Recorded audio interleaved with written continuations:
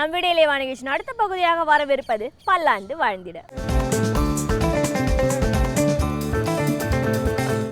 அன்பு நேயர்களே, இந்த வாரம் அந்த மாரடைப்பு வந்தவர்கள் இசிஜி எடுத்து பார்த்தா உடனே கண்டுபிடிச்ச முடியும். ரெண்டாவது எப்படின்னா கொரோனரி ஆஞ்சியோஸ்ன்னு நம்ம பண்ணுறோம். நிறைய பேர் பண்ணிகிட்ருப்பீங்க, நிறைய பேர் தெரிஞ்சிருக்கும், பார்க்குற நேரங்களாக கூட பண்ணியிருப்பீங்க. அந்த கொரோனரி ஆஞ்சியோன்னா என்ன, அதை பற்றி இந்த வாரம் உங்கள்கிட்ட சொல்லணும்னு பார்க்குறேன். இப்போ இந்த ஸ்லைடை பாருங்களேன். இதுதான் இதயத்துடைய க்ளோஸ்அப் வியூ. அந்த இதயத்து மேலே சிகப்பு கோடுகள் இடது பாகத்துலேயும் வலது பாகத்துலேயும் இருக்குது. அந்த சிகப்பு கோடுகள் தான் 2-3 மில்லிமீட்டர் டயமீட்டர். அது இதய இரத்த குழாய்கள், கொரோனரி ஆர்ட்ரிஸ். ரைட் சைடில் ஒன்று, லெஃப்ட் சைடில் ஒன்று.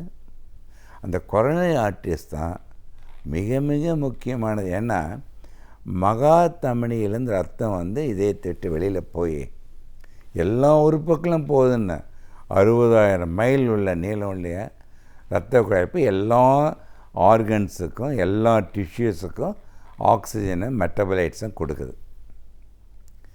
இந்த இதயத்தை விட்டு போகிற ரத்தம் முதல்ல தனக்கு மிஞ்சினதான் தானன்றதுக்கு ஏற்றவாறு இதயம் தான் செயல்படுவதற்கு இதய தசைகளுக்கு தனக்கு வேண்டிய ஆக்சிஜன் எடுத்துக்கிறதுக்கு தான் அது கொரோனரி ஆர்ட்ரிஸ்ன்னு பேர்.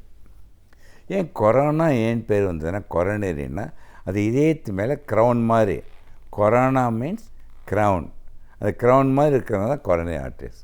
இது மிக மிக முக்கியமான இரத்த குழாய். ஏனெனில் இதயத்தை இயங்க வைக்கின்ற இரத்த குழாயில் செலுத்தப்படுகின்ற ஆக்சிஜன், குளுக்கோஸ் அனைத்தும் இதய தசைகளுக்கு தேவை. அதான் ஃபியூவல்.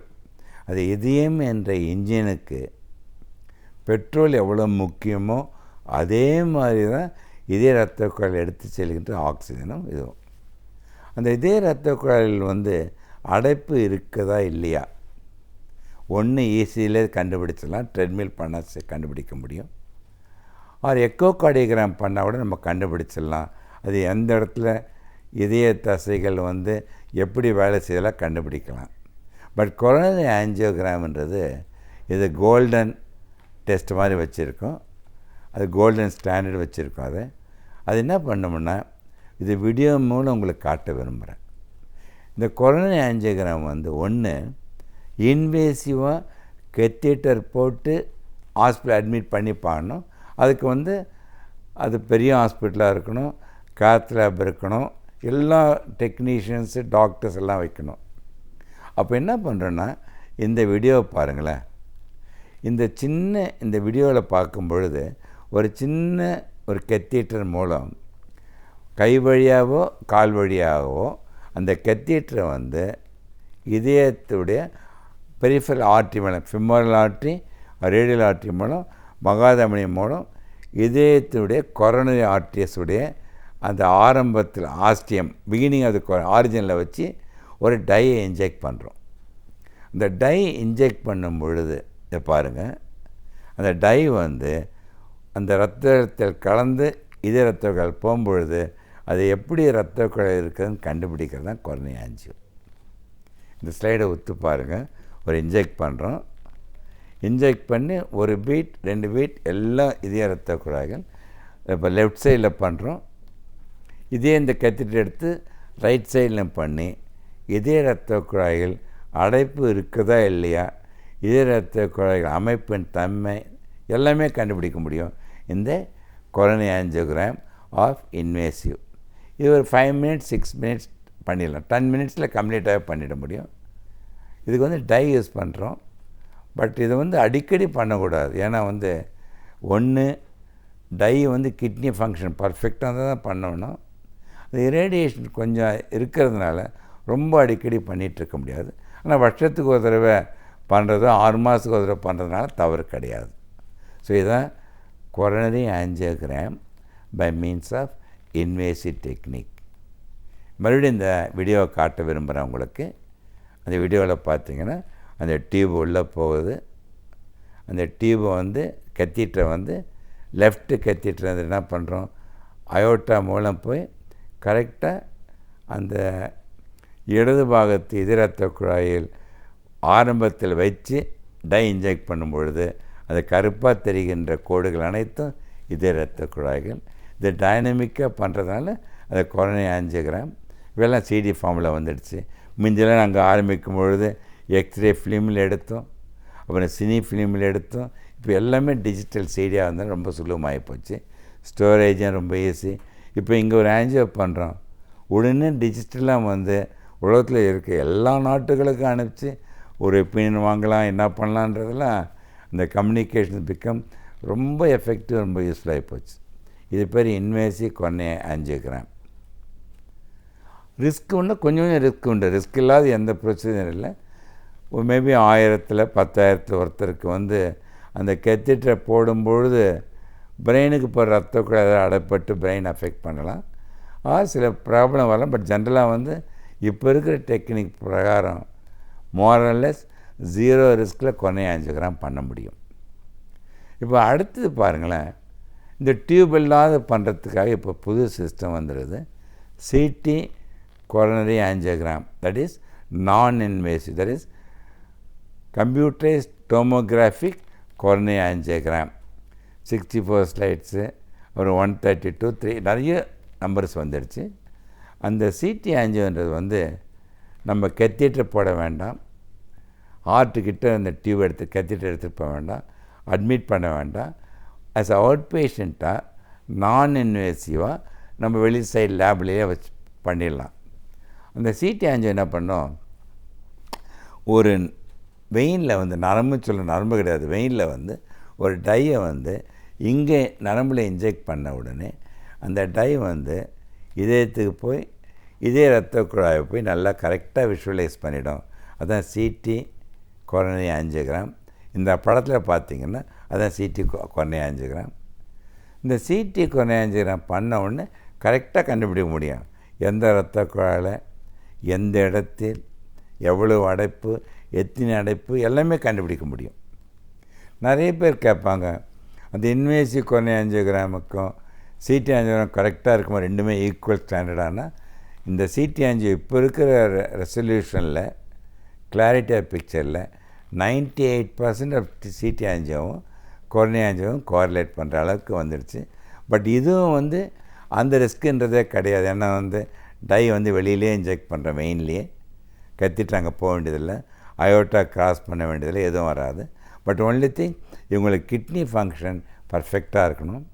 சப்போஸ் கிட்னி ஃபங்க்ஷன் கொஞ்சம் கம்மியாக இருந்தால் கூட அதுக்குன்னு ஸ்பெஷல் டை யூஸ் பண்ணோம்னா கட்டாயம் கிட்னியை பாதிக்காதபடி அந்த ஆஞ்சியோகிராம் எடுத்துக்கலாம்.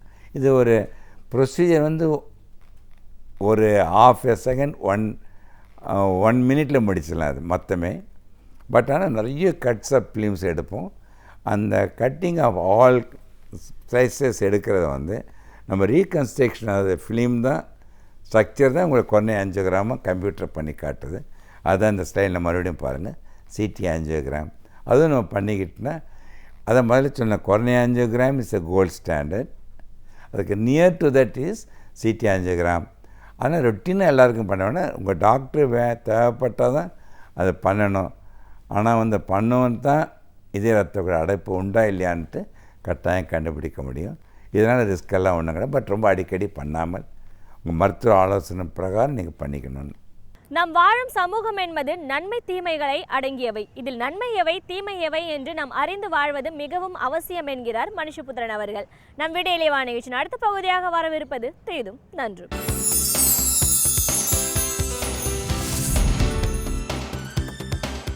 வணக்கம் நண்பர்களே, இன்னும் ஒரு இனிய காலை பொழுதில் தீதும் நன்றும் நிகழ்ச்சியில் உங்களை சந்திப்பதில் மிக்க மகிழ்ச்சி அடைகிறேன். சமீபத்தில் சென்னை உயர்நீதிமன்றம் மிக முக்கியமான ஒரு தீர்ப்பை வழங்கியிருக்கிறது. எழுத்தாளர் பெருமாள் முருகன் மீது கிரிமினல் வழக்கு தொடர வேண்டும் என்று கோரி அவருடைய மாதருபாகன் என்கிற அந்த நாவலுக்காக ஒரு மிகப்பெரிய சர்ச்சையை உருவாக்கி அவர் மீது கிரிமினல் வழக்கு பதிவு செய்ய வேண்டும், அவரை சட்டப்படி தண்டிக்க வேண்டும் என்று கோரி தாக்கல் செய்யப்பட்ட சில அமைப்புகள் தாக்கல் செய்த மனுவை சென்னை உயர்நீதிமன்றம் தள்ளுபடி செய்திருக்கிறது. தள்ளுபடி செய்தது மட்டுமல்ல, இந்த விவகாரத்தில் நடந்த பல விஷயங்கள் தொடர்பாக, குறிப்பாக தமிழக அரசு நடந்து கொண்ட விதம், அதிகாரிகள் நடந்து கொண்ட விதம் தொடர்பாக எல்லாம் சில முக்கியமான விமர்சனங்களை உயர்நீதிமன்றம் முன்வைத்திருக்கிறது.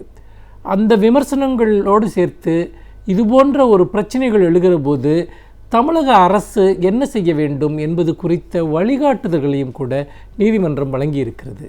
இதை பற்றி நாம் விரிவாக பார்ப்பதற்கு முன்பாக, நமக்கு நன்றாக தெரியும் பெருமாள் முருகன் எழுதிய அந்த மாதுருபாகன் என்கிற நாவலில் வரக்கூடிய சில சம்பவங்கள், அதில் காட்டப்பட்டிருக்கக்கூடிய சில செய்திகளுக்காக அவருக்கு மிகப்பெரிய ஒரு நெருக்கடி ஏற்படுத்தப்பட்டது. அந்த நெருக்கடியின் விளைவாக அவருக்கு பல்வேறு விதமான அச்சுறுத்தல்கள் எழுப்பப்பட்டன. அந்த அச்சுறுத்தல்களோடு மட்டுமல்லாமல் அன்றைக்கு இருக்கக்கூடிய மாவட்ட வருவாய்த்துறை அதிகாரிகள், அவர் வாழ்ந்த பகுதியில் இருந்த அந்த வருவாய்த்துறை அதிகாரிகள் அவரை அழைத்து, இதுபோன்று நீங்கள் எழுதக்கூடாது, இதற்காக நீங்கள் மன்னிப்பு கேட்க வேண்டும், அந்த புத்தகங்களை திரும்ப பெற்றுக்கொள்ள வேண்டும் என்றெல்லாம் அச்சுறுத்தி ஒரு ஒப்பந்தத்தில் கையெழுத்திட வைத்தார்கள். அதற்கு பிறகு தான் இனிமேல் ஒருபோதும் எழுதப்போவதில்லை, பெருமாள் முருகன் என்கிற அந்த எழுத்தாளன் இறந்து விட்டான் என்று அவர் அறிவித்துவிட்டு அன்றிலிருந்து அவர் எழுதுவதையே நிறுத்திவிட்டார். ஆனால் பல இயக்கங்கள் பெருமாள் முருகனுக்கு ஆதரவாக களத்தில் குதித்தன. முக்கியமாக தலைவர் கலைஞர் அவர்களும், திராவிட முன்னேற்ற கழகத்தின் பொருளாளர் திரு மு க ஸ்டாலின் அவர்களும் கருத்து சுதந்திரத்தை பாதுகாப்பதற்காக பெருமாள் முருகனுக்கு ஆதரவாக பல அறிக்கைகளை வெளியிட்டார்கள். அதற்கு பிறகு பல அமைப்புகள் தொடர்ந்து பெருமாள் முருகனுக்கு ஆதரவாக போராட்டங்களை நடத்தின. அதனுடைய ஒரு விளைவாக நீதிமன்றத்திலும் ஒரு வழக்கு தாக்கல் செய்யப்பட்டது. அந்த வழக்கினுடைய அடிப்படையில் இன்றைக்கு இந்த தீர்ப்பு வந்திருக்கிறது. அப்படி வருகிற போது நீதிபதிகள் பல விஷயங்களை சுட்டி காட்டுகிறார்கள்.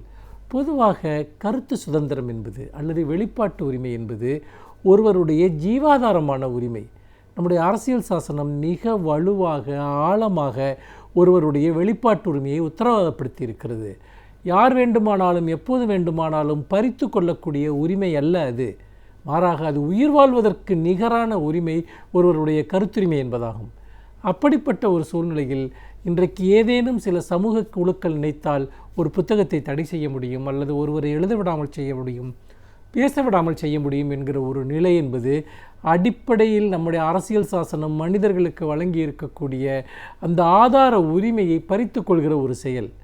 நீதிமன்றம் அப்படி பறிப்பதற்கான உரிமை யாருக்கும் இல்லை என்பதை அழுத்தம் திருத்தமாக இந்த தீர்ப்பிலே குறிப்பிட்டிருக்கிறது.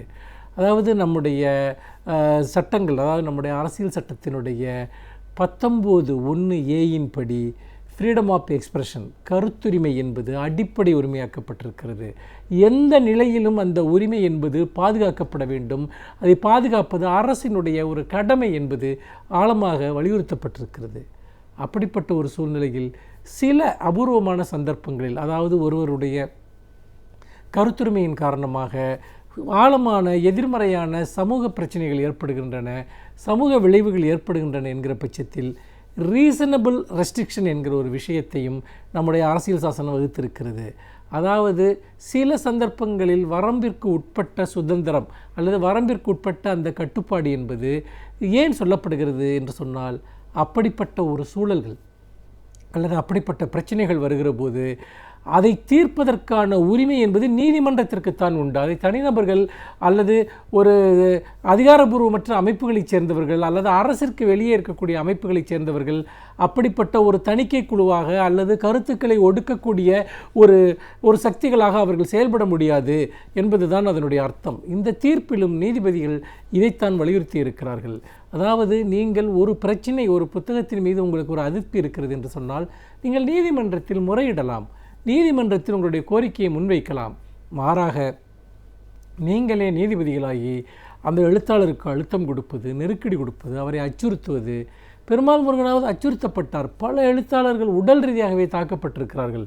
புலியூர் முருகேசன் போன்றவர்கள், தூரன் குணா போன்றவர்கள் எல்லாம் மிக கடுமையாக உயிருக்கு ஆபத்து ஏற்படத்தக்க வகையில் மிக கடுமையான தாக்குதலை சந்தித்திருக்கிறார்கள்.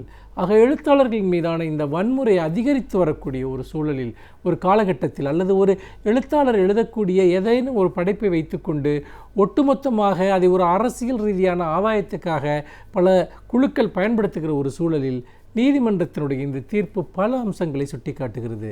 பொதுவாக ஒரு கதை எழுதுகிற போது அல்லது ஒரு நாவல் எழுதுகிற போது ஏதேனும் ஒரு சமூக பிரிவினரைச் சேர்ந்த ஏதேனும் ஒரு ஊரைச் சேர்ந்த ஒருவரை மையமாக வைத்துத்தான் அந்த கதையையோ அந்த நாவலையோ நாம் எழுத முடியும். ஏனென்றால் மனிதர்களை வெறுமனே ABCD என்று கதாபாத்திரங்களாக வரையறுக்க முடியாது. மாறாக அவர்களுக்கு ஒரு பண்பாடு இருக்கிறது, ஒரு ஊர் இருக்கிறது, ஒரு நிலம் இருக்கிறது, ஒரு வாழ்க்கை முறை இருக்கிறது. உலகம் முழுக்க கதைகளும் நாவல்களும் அப்படித்தான் எழுதப்படுகின்றன. அப்படிப்பட்ட ஒரு சூழ்நிலையில் ஒரு குறிப்பிட்ட சமூக பிரிவில் இருக்கக்கூடிய ஏதேனும் ஒரு தனிநபரினுடைய நடத்தையை பற்றி பேசினாலோ எழுதினாலோ அல்லது அதை சார்ந்த ஒரு கதையை எழுதினாலோ அது அந்த குறிப்பிட்ட சமூகத்தை ஒட்டுமொத்தமாக குறிப்பதாகாது. ஆனால் இதை புரிந்து கொள்ளாமல் எங்கள் சமூகம் அவமானப்படுத்தப்பட்டு விட்டது என்று ஒருவர் சொல்வது என்பது அவர் இந்த பிரச்சனையை தனக்கு ஆதாயம் தரத்தக்க வகையில் பயன்படுத்துகிறார் என்ற அர்த்தம். அந்த வகையில் தான் இந்த கருத்துரிமை என்பது உண்மையிலேயே அடிப்படையான ஒரு உரிமை. அதை நாம் மறுப்பது என்பது எல்லா விதமான படைப்பு முயற்சிகளையும் நீர்த்து போகச் செய்யக்கூடிய ஒன்றாக மாறிவிடும். இந்த தீர்ப்பிலே நீதிபதி அவர்கள் சொல்லக்கூடிய ஒரு விஷயம் என்பது, சட்டம் ஒழுங்கு பிரச்சனையை யாராவது ஏற்படுத்தினால் சட்டம் ஒழுங்கை பாதுகாப்பது காவல்துறையினுடைய ஒரு கடமை அல்லது ஒரு அரசினுடைய ஒரு கடமை. மாறாக ஒரு எழுத்தாளரையே அவரை நீங்கள் உங்கள் பிரதியை திரும்ப பெற்றுக்கொள்ளுங்கள் அல்லது நீங்கள் மன்னிப்பு கேளுங்கள் என்று கேட்பது என்பது யார் சட்டம் ஒழுங்கை சீர்குலைக்கிறார்களோ அல்லது யார் சட்டத்துக்கு புறம்பாக நடக்கிறார்களோ அவர்களுக்கு ஊக்கமளிக்கக்கூடிய ஒரு விஷயமாக இருக்கும். அப்படிப்பட்ட ஒரு விஷயத்தை தான் ஜெயலலிதாவினுடைய இந்த அரசு இந்த விவகாரத்தில் செய்திருப்பதை நாம் பார்க்கிறோம். அதே போல் மாவட்ட அந்த வருவாய்த்துறை அதிகாரிகள், அவர்களுக்கு அப்படிப்பட்ட அதிகாரம் எதுவும் கிடையாது. ஒரு எழுத்தாளரை கூப்பிட்டு நீங்கள் இப்படி எழுதக்கூடாது என்று சொல்வதற்கோ அல்லது அவரிடம் மன்னிப்பு கடிதம் கேட்பதற்கோ அவர்களுக்கு எந்த அதிகாரமும் கிடையாது என்பதை நீதிபதிகள் சுட்டிக்காட்டுகிறார்கள். இது ஒரு விதமான கட்டை பஞ்சாயத்து. அந்த கட்ட பஞ்சாயத்து முறையின் கீழ் இது போன்ற விஷயங்களை தீர்க்கக்கூடாது என்கிற ஒரு விஷயத்தையும் நீதிபதிகள் குறிப்பிடுகிறார்கள். அதனால் தான் இந்த அன்றைக்கு அந்த வருவாய்த்துறை அதிகாரிகள் செய்த அந்த பஞ்சாயத்து என்பது, அந்த ஒப்பந்தம் என்பது யாரையும் கட்டுப்படுத்தாது என்று சொல்லியிருப்பதுடன் எழுத்தாளர்களை பாதுகாப்பது என்பது காவல்துறையினுடைய கடமை. அதிகாரிகளுக்கு இதுபோன்ற விஷயங்களில் விழிப்புணர்வு ஊட்ட வேண்டும் என்றெல்லாம் பல பரிந்துரைகளை நீதிபதிகள் செய்திருக்கிறார்கள். ஒரு வல்லுநர் குழுவை அமைத்து இதுபோன்ற பிரச்சனைகள் ஏற்படுகிற போது அதை நாம் தீர்க்க வேண்டும் என்றும் சொல்லியிருக்கிறார்கள். அந்த வகையில் இந்த தீர்ப்பு என்பது கருத்து சுதந்திரத்தை காப்பதற்கான ஒரு முக்கியமான தீர்ப்பு என்பதில் எந்தவிதமான சந்தேகமும் இல்லை என்று சொல்லி மீண்டும் இன்னும் ஒரு புதிய சிந்தனையோடு உங்களை சந்திக்கிறேன். நன்றி, வணக்கம். பல்வேறு துறைகளை சார்ந்த பிரபலங்கள் அவர்களுடைய அனுபவங்களை நம்முடன் பகிர்ந்து கொள்ளும் போது அது நமக்கு சிறந்த வழிகாட்டியாக அமைகின்றது. அந்த வகையில் இன்றைய சிறப்பு விருந்தினர் யார் என்பதை பற்றியும் அவர் என்ன செய்திகளை நம்முடன் பகிர்ந்து கொள்ளப் போகிறார் என்பதையும் பார்க்கலாம். நம் விடையிலே வா நிகழ்ச்சியின் அடுத்த பகுதியாக வரவிருப்பது சிறப்பு விருந்தினர் பகுதி.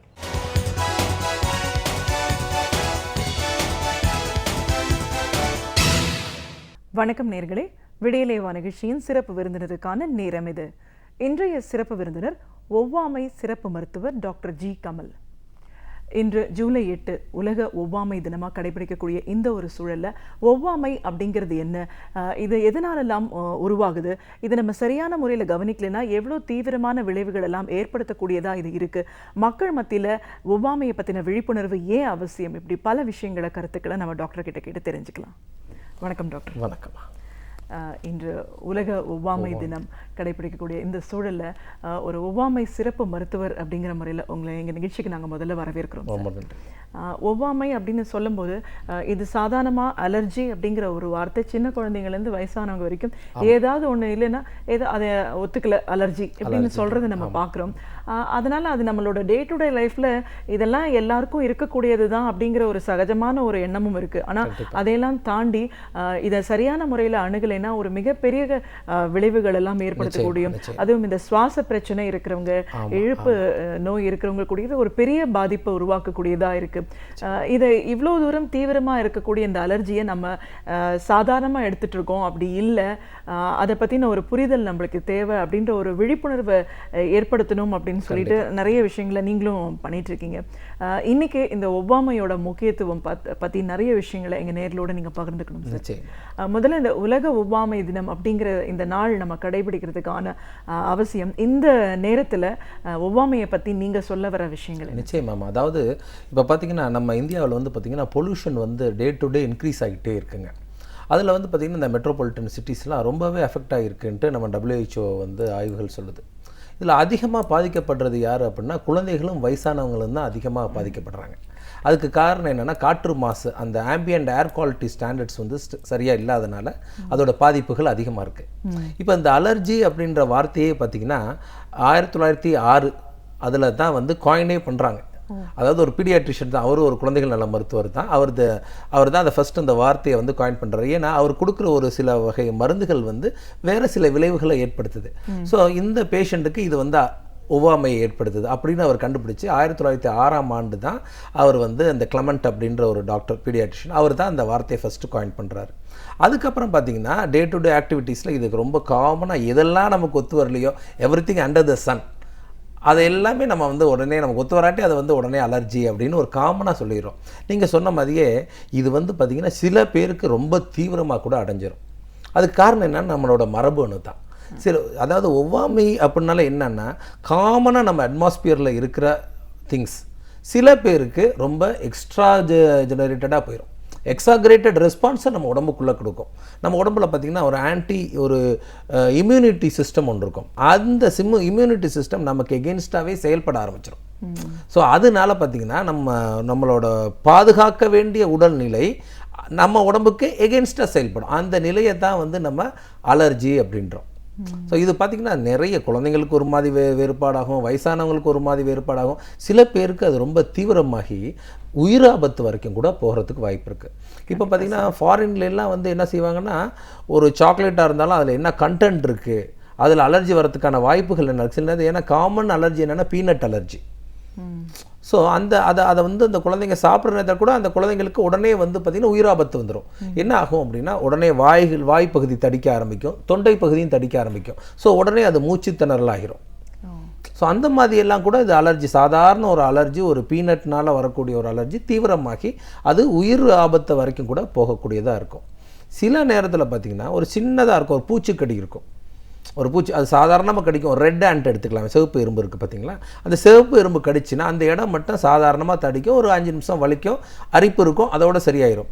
சில பேருக்கு அந்த ரெட் ஆண்ட் கடித்ததே பார்த்திங்கன்னா அவர் ஒரு ஐசியூவில் அட்மிட் ஆகி ஒரு தீவிர சிகிச்சை அவர் எடுத்துக்கிற அளவு வந்து ஆளாக்கிடும். ஸோ அதனால நம்ம ஒவ்வொருத்தரும் கண்டிப்பாக இந்த அலர்ஜியை பற்றி தெரிஞ்சு வச்சுக்கிட்டோம் அப்படின்னா நம்மளை இன்னுமே நல்லா பாதுகாக்கலாம். அப்படின்றது தான் இந்த உலக ஒவ்வாமை தினத்தில் வந்து நம்ம எல்லாத்துக்கும் வலியுறுத்தி விரும்புகிறோம். கண்டிப்பாக சார். இப்போ ஒவ்வாமையை பற்றி நம்ம இன்னும் விரிவாக பேசணும் அப்படின்னும் போது பொதுவாக நீங்கள் இப்போ நம்ம சொன்ன மாதிரி சொன்னீங்க, எல்லாத்தையுமே நம்ம ஒவ்வாமை அலர்ஜி அப்படின்னு தான் சொல்லுவாங்க.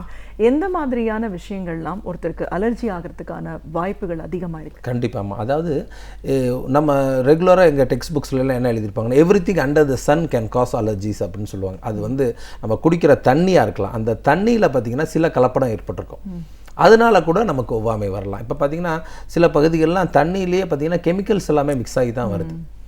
ஸோ அந்த கழிவுகள் அந்த தண்ணியை குடிக்கிறவங்களுக்கு இல்லை, அந்த தண்ணியை ஹேண்டில் பண்ணுறவங்களுக்கே பார்த்திங்கன்னா கையில் எல்லாம் வந்து அரிப்புகள் வர ஆரம்பிக்கும், தடிப்பமாக வர ஆரம்பிக்கும். இந்த மாதிரி ஒவ்வொரு ஸ்டேஜ்லேயுமே வந்து பார்த்திங்கன்னா அது வேறு வேறு பரிமாணத்துக்கு அது போய்கிட்டே இருக்கும். ஸோ நம்ம சாப்பிட்ற உணவாக இருக்கலாம், ஃபுட் அலர்ஜி ரொம்ப அதிகமாக இருக்குது. WHO இந்த மாதிரி என்ன சொல்லியிருக்காங்கன்னா வேர்ல்டு ஹெல்த் டேயில் வந்து சொல்லியிருக்காங்க அவங்க என்னென்னா ஃப்ரம் ஃபார்ம் டு பிளேட், ஃபார்ம்லேருந்து நம்ம பிளேட்டுக்கு வரத வரைக்கும் எந்த இடத்துல வேண்டுமானாலும் அது வந்து ஒவ்வாமையை ஏற்படுத்தலாம் அப்படின்னு சொல்லியிருக்காங்க. ஸோ ஃபுட் அலர்ஜி ஒரு பேசிக்கான ஒரு இது, அது குழந்தைங்களுக்கும் பெரியவங்களுக்கும். இப்போ பார்த்திங்கன்னா நம்ம குழந்தைங்க எல்லாமே ஃபாஸ்ட் ஃபுட்ஸை நோக்கி போய்கிட்டு இருக்கோம். ஸோ இதனாலே பார்த்திங்கன்னா ஃபுட் அலர்ஜி வந்து அதிகமாக வர ஆரம்பிக்குது. அது மாதிரி ஒரு ஆள் ஒர்க் பண்ணுறாரு அப்படின்னா அந்த ஒர்க் அட்மாஸ்பியரில் இருக்கிறது, அவரோட ஆஃபீஸில் இருக்கிற திங்ஸு, அவர் வந்து ஒரு கெமிக்கல் ரிலேட்டடாக ஒர்க் பண்ணலாம், இல்லை ஒரு பேப்பர் இண்டஸ்ட்ரியில் இருக்கலாம், இல்லை ஒரு சிமெண்ட் இண்டஸ்ட்ரியில் இருக்கலாம், அது ரிலேட்டடான ஒர்க் அலர்ஜிஸ் அவருக்கு வரலாம். இப்போ ஒருத்தவங்க வீட்டில் இருக்காங்க, இண்டோர் அலர்ஜன்ஸ் இருக்கும், அவங்க வீட்டில் வந்து சில செடிகள் வளர்ப்பாங்க, சில பெட் அனிமல்ஸ் வைப்பாங்க, அதில் மோஸ்ட் ஃபேவரபுளாக சொல்கிறது நம்ம வீட்டில் எல்லா வீட்லேயும் நாய் அதிகமாக வளர்ப்போம். ஸோ நாய்கள் பார்த்திங்கன்னா அலர்ஜி அதிகமாக உண்டாக்கும். ஏன்னா அதோட டேண்டர், அது அந்த முடி உதிர்றதுலேருந்து பார்த்திங்கன்னா நிறைய நமக்கு வர ஆரம்பிக்கும். அது மாதிரி பூனை, என்ன பேர்ட்ஸு, எல்லா பெட் அனிமல்ஸுமே நமக்கு வந்து அலர்ஜியை உண்டாக்கக்கூடியது. ஸோ இது மாதிரி பல காரணங்கள் இருக்குது. அது மாதிரி நம்ம யூஸ் பண்ணுற பெர்ஃப்யூம்ஸ் யூஸ் பண்ணுறோம். சில பேர்லாம் பார்த்திங்கன்னா ரொம்ப இந்த விபூதி குங்குமம்லாம் வைக்க ஆரம்பிப்பாங்க. அவங்களுக்கு பார்த்திங்கன்னா இந்த குங்குமம் வைக்கிற இடத்துலலாம் பார்த்திங்கன்னா அப்படியே அலர்ஜி வர ஆரம்பிக்கும். இன்னொன்று காஸ்மெட்டிக்ஸ் யூஸ் பண்ணுவோம். காஸ்மெட்டிக்ஸ் யூஸ் பண்ணுற நேரத்தில் பார்த்திங்கன்னா சில வகை பேங்கிள்ஸ் போடுற நேரத்தில், சில வகை இயரிங்ஸ் போடுற நேரத்தில் பார்த்திங்கன்னா அதுலேயும் அலர்ஜி வர ஆரம்பிக்கும். ஸோ பல பரிமாணங்கள் இருக்குது. இது எல்லாத்துக்கும் மேலே இன்னும் என்ன காலகட்டத்தில் நம்ம சொல்லணும் அப்படின்னா ஸ்ட்ரெஸ் ஒரு மேஜர் ஃபேக்டர். இன்றைக்கி வந்து எல்லாமே நம்ம சொன்ன மாதிரி ஃபாஸ்ட் ஃபுட்டு, ஃபாஸ்ட் லைஃப் இதே மாதிரி தான் இருந்துகிட்டு இருக்கோம் இல்லைங்களா? ஸோ அதனால ஸ்ட்ரெஸ் யாருக்கெல்லாம் இருக்கோ, ரொம்ப கோவப்படுறவங்களுக்கு ஆராய்ச்சி என்ன சொல்லுதுன்னா, கோவப்படுறவங்களுக்கு அலர்ஜி அதிகமாக வரும் அப்படின்றாங்க. இன்றைக்கி நம்மளோட அட்மாஸ்பியரில் வந்து பார்த்திங்கன்னா பொல்யூஷன் அதிகமாக இருக்குது. ஸோ பொல்யூஷன் அதிகமாக ஆனாலே நம்மளை அறியாமல் நம்ம வந்து ஒரு ஸ்ட்ரெஸ்ஃபுல்லான சிச்சுவேஷனுக்கு போயிடும். ஸோ ஆக்சிஜன் லெவல் வந்து கம்மியாகிற நேரத்தில் நம்மளை அறியாமல் நம்ம வந்து ஒரு ஸ்ட்ரெஸ்ஃபுல்லான சிச்சுவேஷன் போயிடும். இந்த ஸ்ட்ரெஸ்ஃபுல்லான சிச்சுவேஷன் என்ன பண்ணும் அப்படின்னா, நம்ம உடம்பை வந்து நமக்கு எகெயின்ஸ்டாகவே உள்ள செல்ஸை செக்ரீட் ஆக ஆரம்பிச்சிடும். ஸோ நம்ம உடம்பை பாதுகாக்க வேண்டிய அமைப்புகளே நமக்கு எகெயின்ஸ்டாக செயல்பட ஆரம்பிச்சிடும். ஸோ அதுதான் இந்த ஒவ்வாமை வந்து அதிகமாகிறதுக்கான காரணங்கள். கண்டிப்பாக சார். ஒவ்வாமை அதிகமாகிறதுக்கான காரணம் அப்படின்னு பேசும்போது நிறைய சம்பவங்கள்லாம் இப்போ நடக்கிறது நம்ம பார்க்குறோம். நீங்களே கெமிக்கல்ஸ் பற்றி சொன்னீங்க. இதோட தீவிரம் நம்ம இதை சரியான முறையில் அணுகலை அப்படின்னும் போது ஒரு உயிரையே கொள்ளக்கூடிய ஒரு மயக்கிற அளவுக்கு கூட அலர்ஜி போகிறதுக்கான வாய்ப்பு இருக்கு. எவ்வளோ தூரம் இது? அதாவது நிறைய இருக்குது, நிறைய இன்சிடென்ட்ஸ் நம்ம சொல்லலாம். அந்த மாதிரி இப்போ கூட பார்த்தீங்கன்னா, இப்போ ஒருத்தர் வந்து ஹேர் ஃபிக்ஸிங் பண்ணி கூட ஒரு நம்ம சம்பவம் நடந்ததாக நம்ம கேள்விப்பட்டோம். ஸோ அதெல்லாம் என்ன ஆகும் அப்படின்னா, நம்ம ஈவன் ஒரு சாதாரண ஒரு ஹேருக்கு போடுற ஒரு டை போடுறோம் அப்படின்னா கூட அதை டெஸ்ட் பண்ணி பார்க்கணும். அந்த டை நமக்கு ஒவ்வாமையை உண்டு பண்ணுமா அப்படின்றத பார்க்கணும். எனக்கு நல்லா விவரம் தெரிஞ்சு கிட்டத்தட்ட ஒரு 3-4 இயர்ஸ் நான் வந்து யூகேயில் ட்ரைனிங்கில் இருக்கிற நேரத்தில் ஒரு இன்சிடென்ட் நடந்துச்சு. அந்த இன்சிடெண்ட்டை நான் அப்போ அங்கே என்ன சொன்னாங்கன்னா, இது வந்து இந்தியாவிலலாம் அவ்வளோ காமன் இல்லை, நீங்கள் வந்து இங்கே தான் அதெல்லாம் காமன் அப்படின்னு சொன்னாங்க. அதாவது எப்படின்னா, அந்த சைல்டுக்கு வந்து she is very fond of using lipstick use பண்ணுற ஒரு இது வந்து அதிகமாக இருக்கும் அந்த குழந்தைக்கு. ஸோ அவங்க அம்மா போடுற லிப்ஸ்டிக் எடுத்து அந்த குழந்தை போட்டுரும். ஸோ ஒரு பிராண்டு மாற்றினதுக்கு அப்புறம் அந்த குழந்தைக்கு பார்த்தீங்கன்னா கம் ஸ்வெல்லிங் அப்படின்றது வந்துருச்சு. கம் சொல்லி அந்த வாய் பகுதி வந்து வீங்கிரும். ஸோ குழந்தை என்ன பண்ணுச்சு, இதை வந்து பேரண்ட்டை சொல்லாமல் அது பாட்டுக்கு வாயை அப்படியே அமுக்கியே வச்சுட்டு இருந்திருக்கு. When she went to the ஸ்கூலுக்கு போகிற நேரத்தில் ஃபாலோட் பை அங்கே வந்து சம் ஃபுட் ஸ்டஃப் இவங்க கொண்டு போனதை சாப்பிட்டதுக்கப்புறம் அலர்ஜிக் ரியாக்ஷன் அதிகமாகிடுச்சு. அந்த குழந்தையால் சொல்ல முடியல, மயக்கம் கொண்டு விழுந்துட்டாங்க. அதுக்கப்புறம் அங்கே உள்ள ஒரு ஹாஸ்பிட்டல் கொண்டு போகிறாங்க. அதுக்கப்புறம் அந்த லேட்டாக ரெகக்னைஸ் பண்ணுறாங்க it's a form of allergy அப்படின்னு ரெகக்னைஸ் பண்ணுறாங்க. ஸோ அந்த மாதிரி நேரத்தில் உடனே இன்டிபேட் பண்ணுவாங்க, டியூப் போட்டு ஆர்டிஃபிஷியலான சுவாசம் கொடுத்து அதுக்கப்புறம் அந்த குழந்தைய வந்து ரிவ்யூ பண்ணாங்க.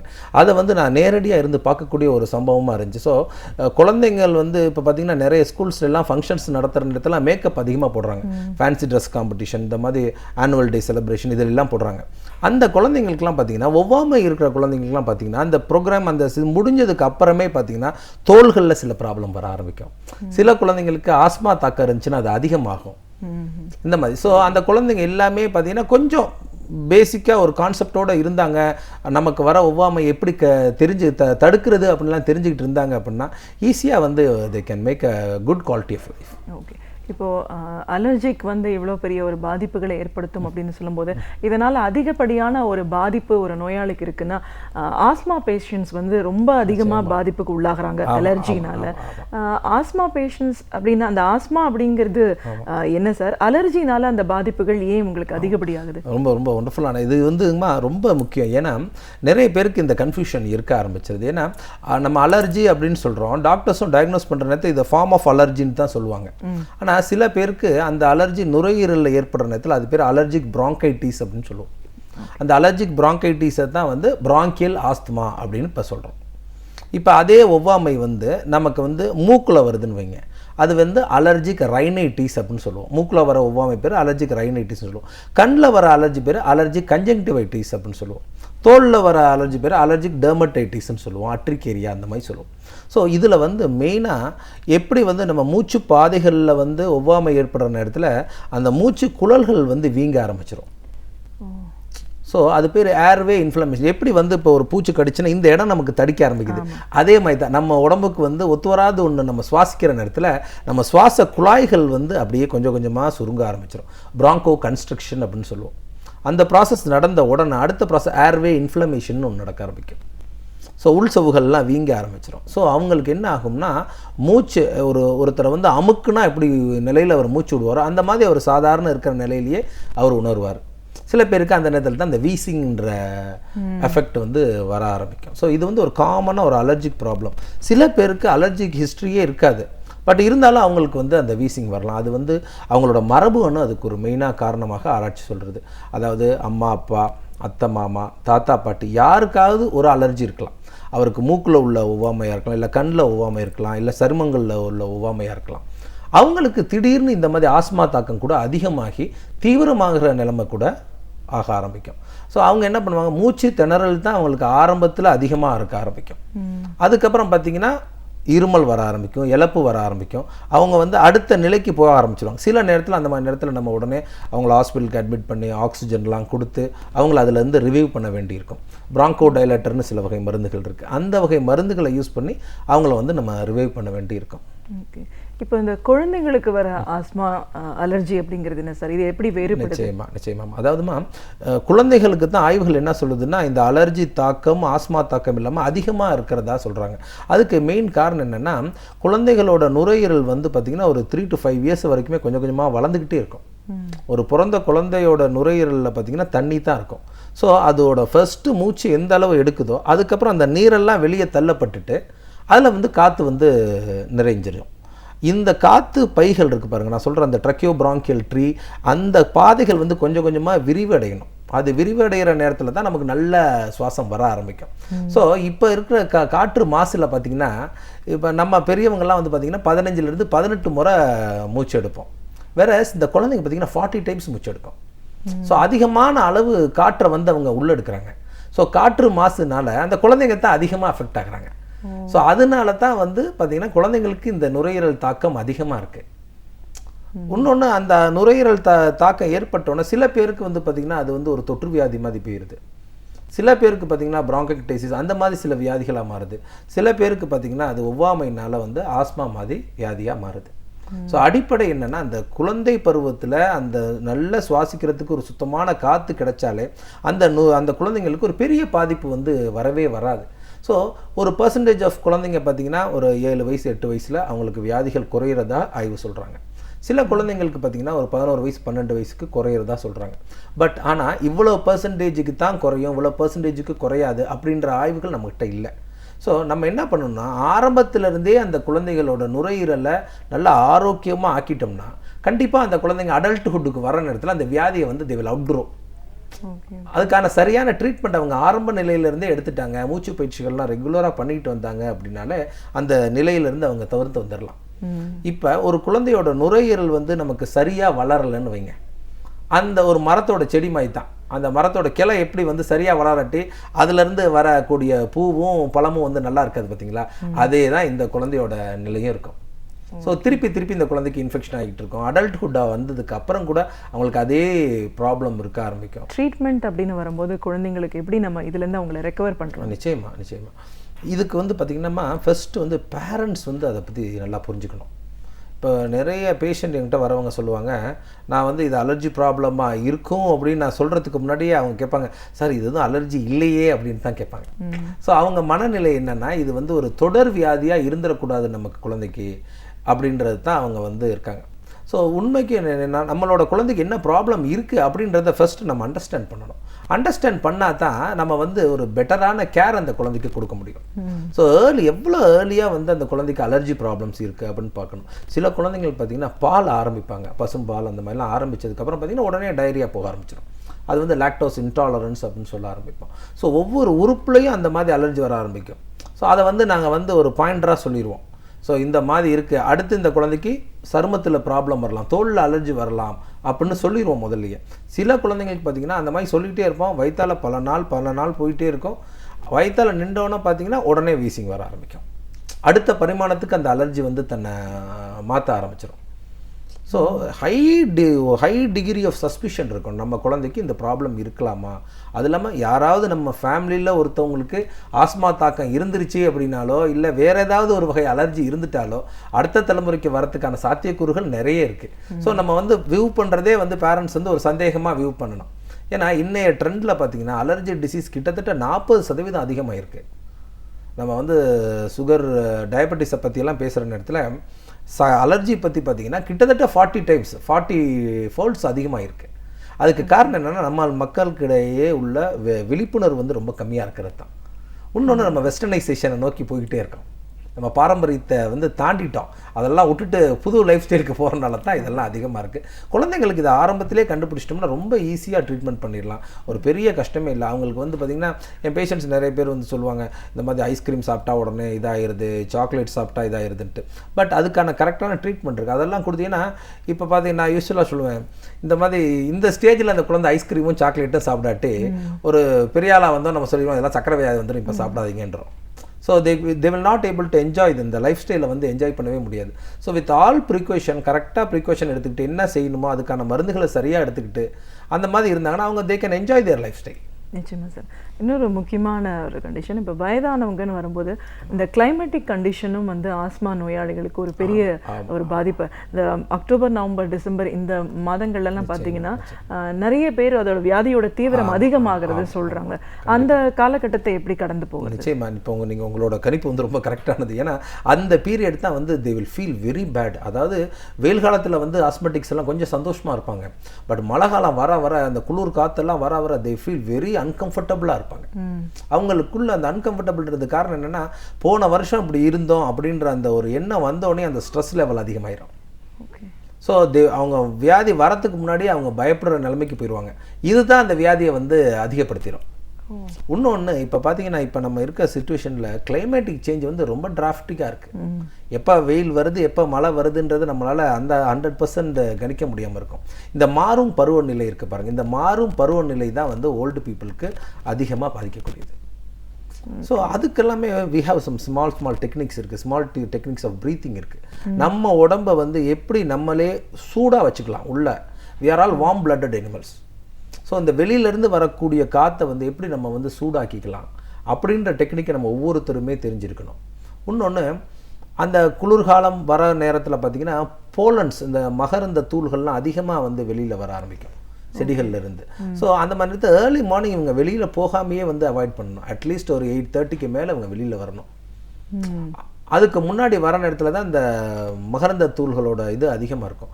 அதை வந்து அந்த மகரந்த தூள்களை அவங்க சுவாசிக்கிற நேரத்தில் பார்த்திங்க அப்படின்னா அவங்களுக்கு ஆஸ்மா தாக்கம் அதிகமாயிடும்.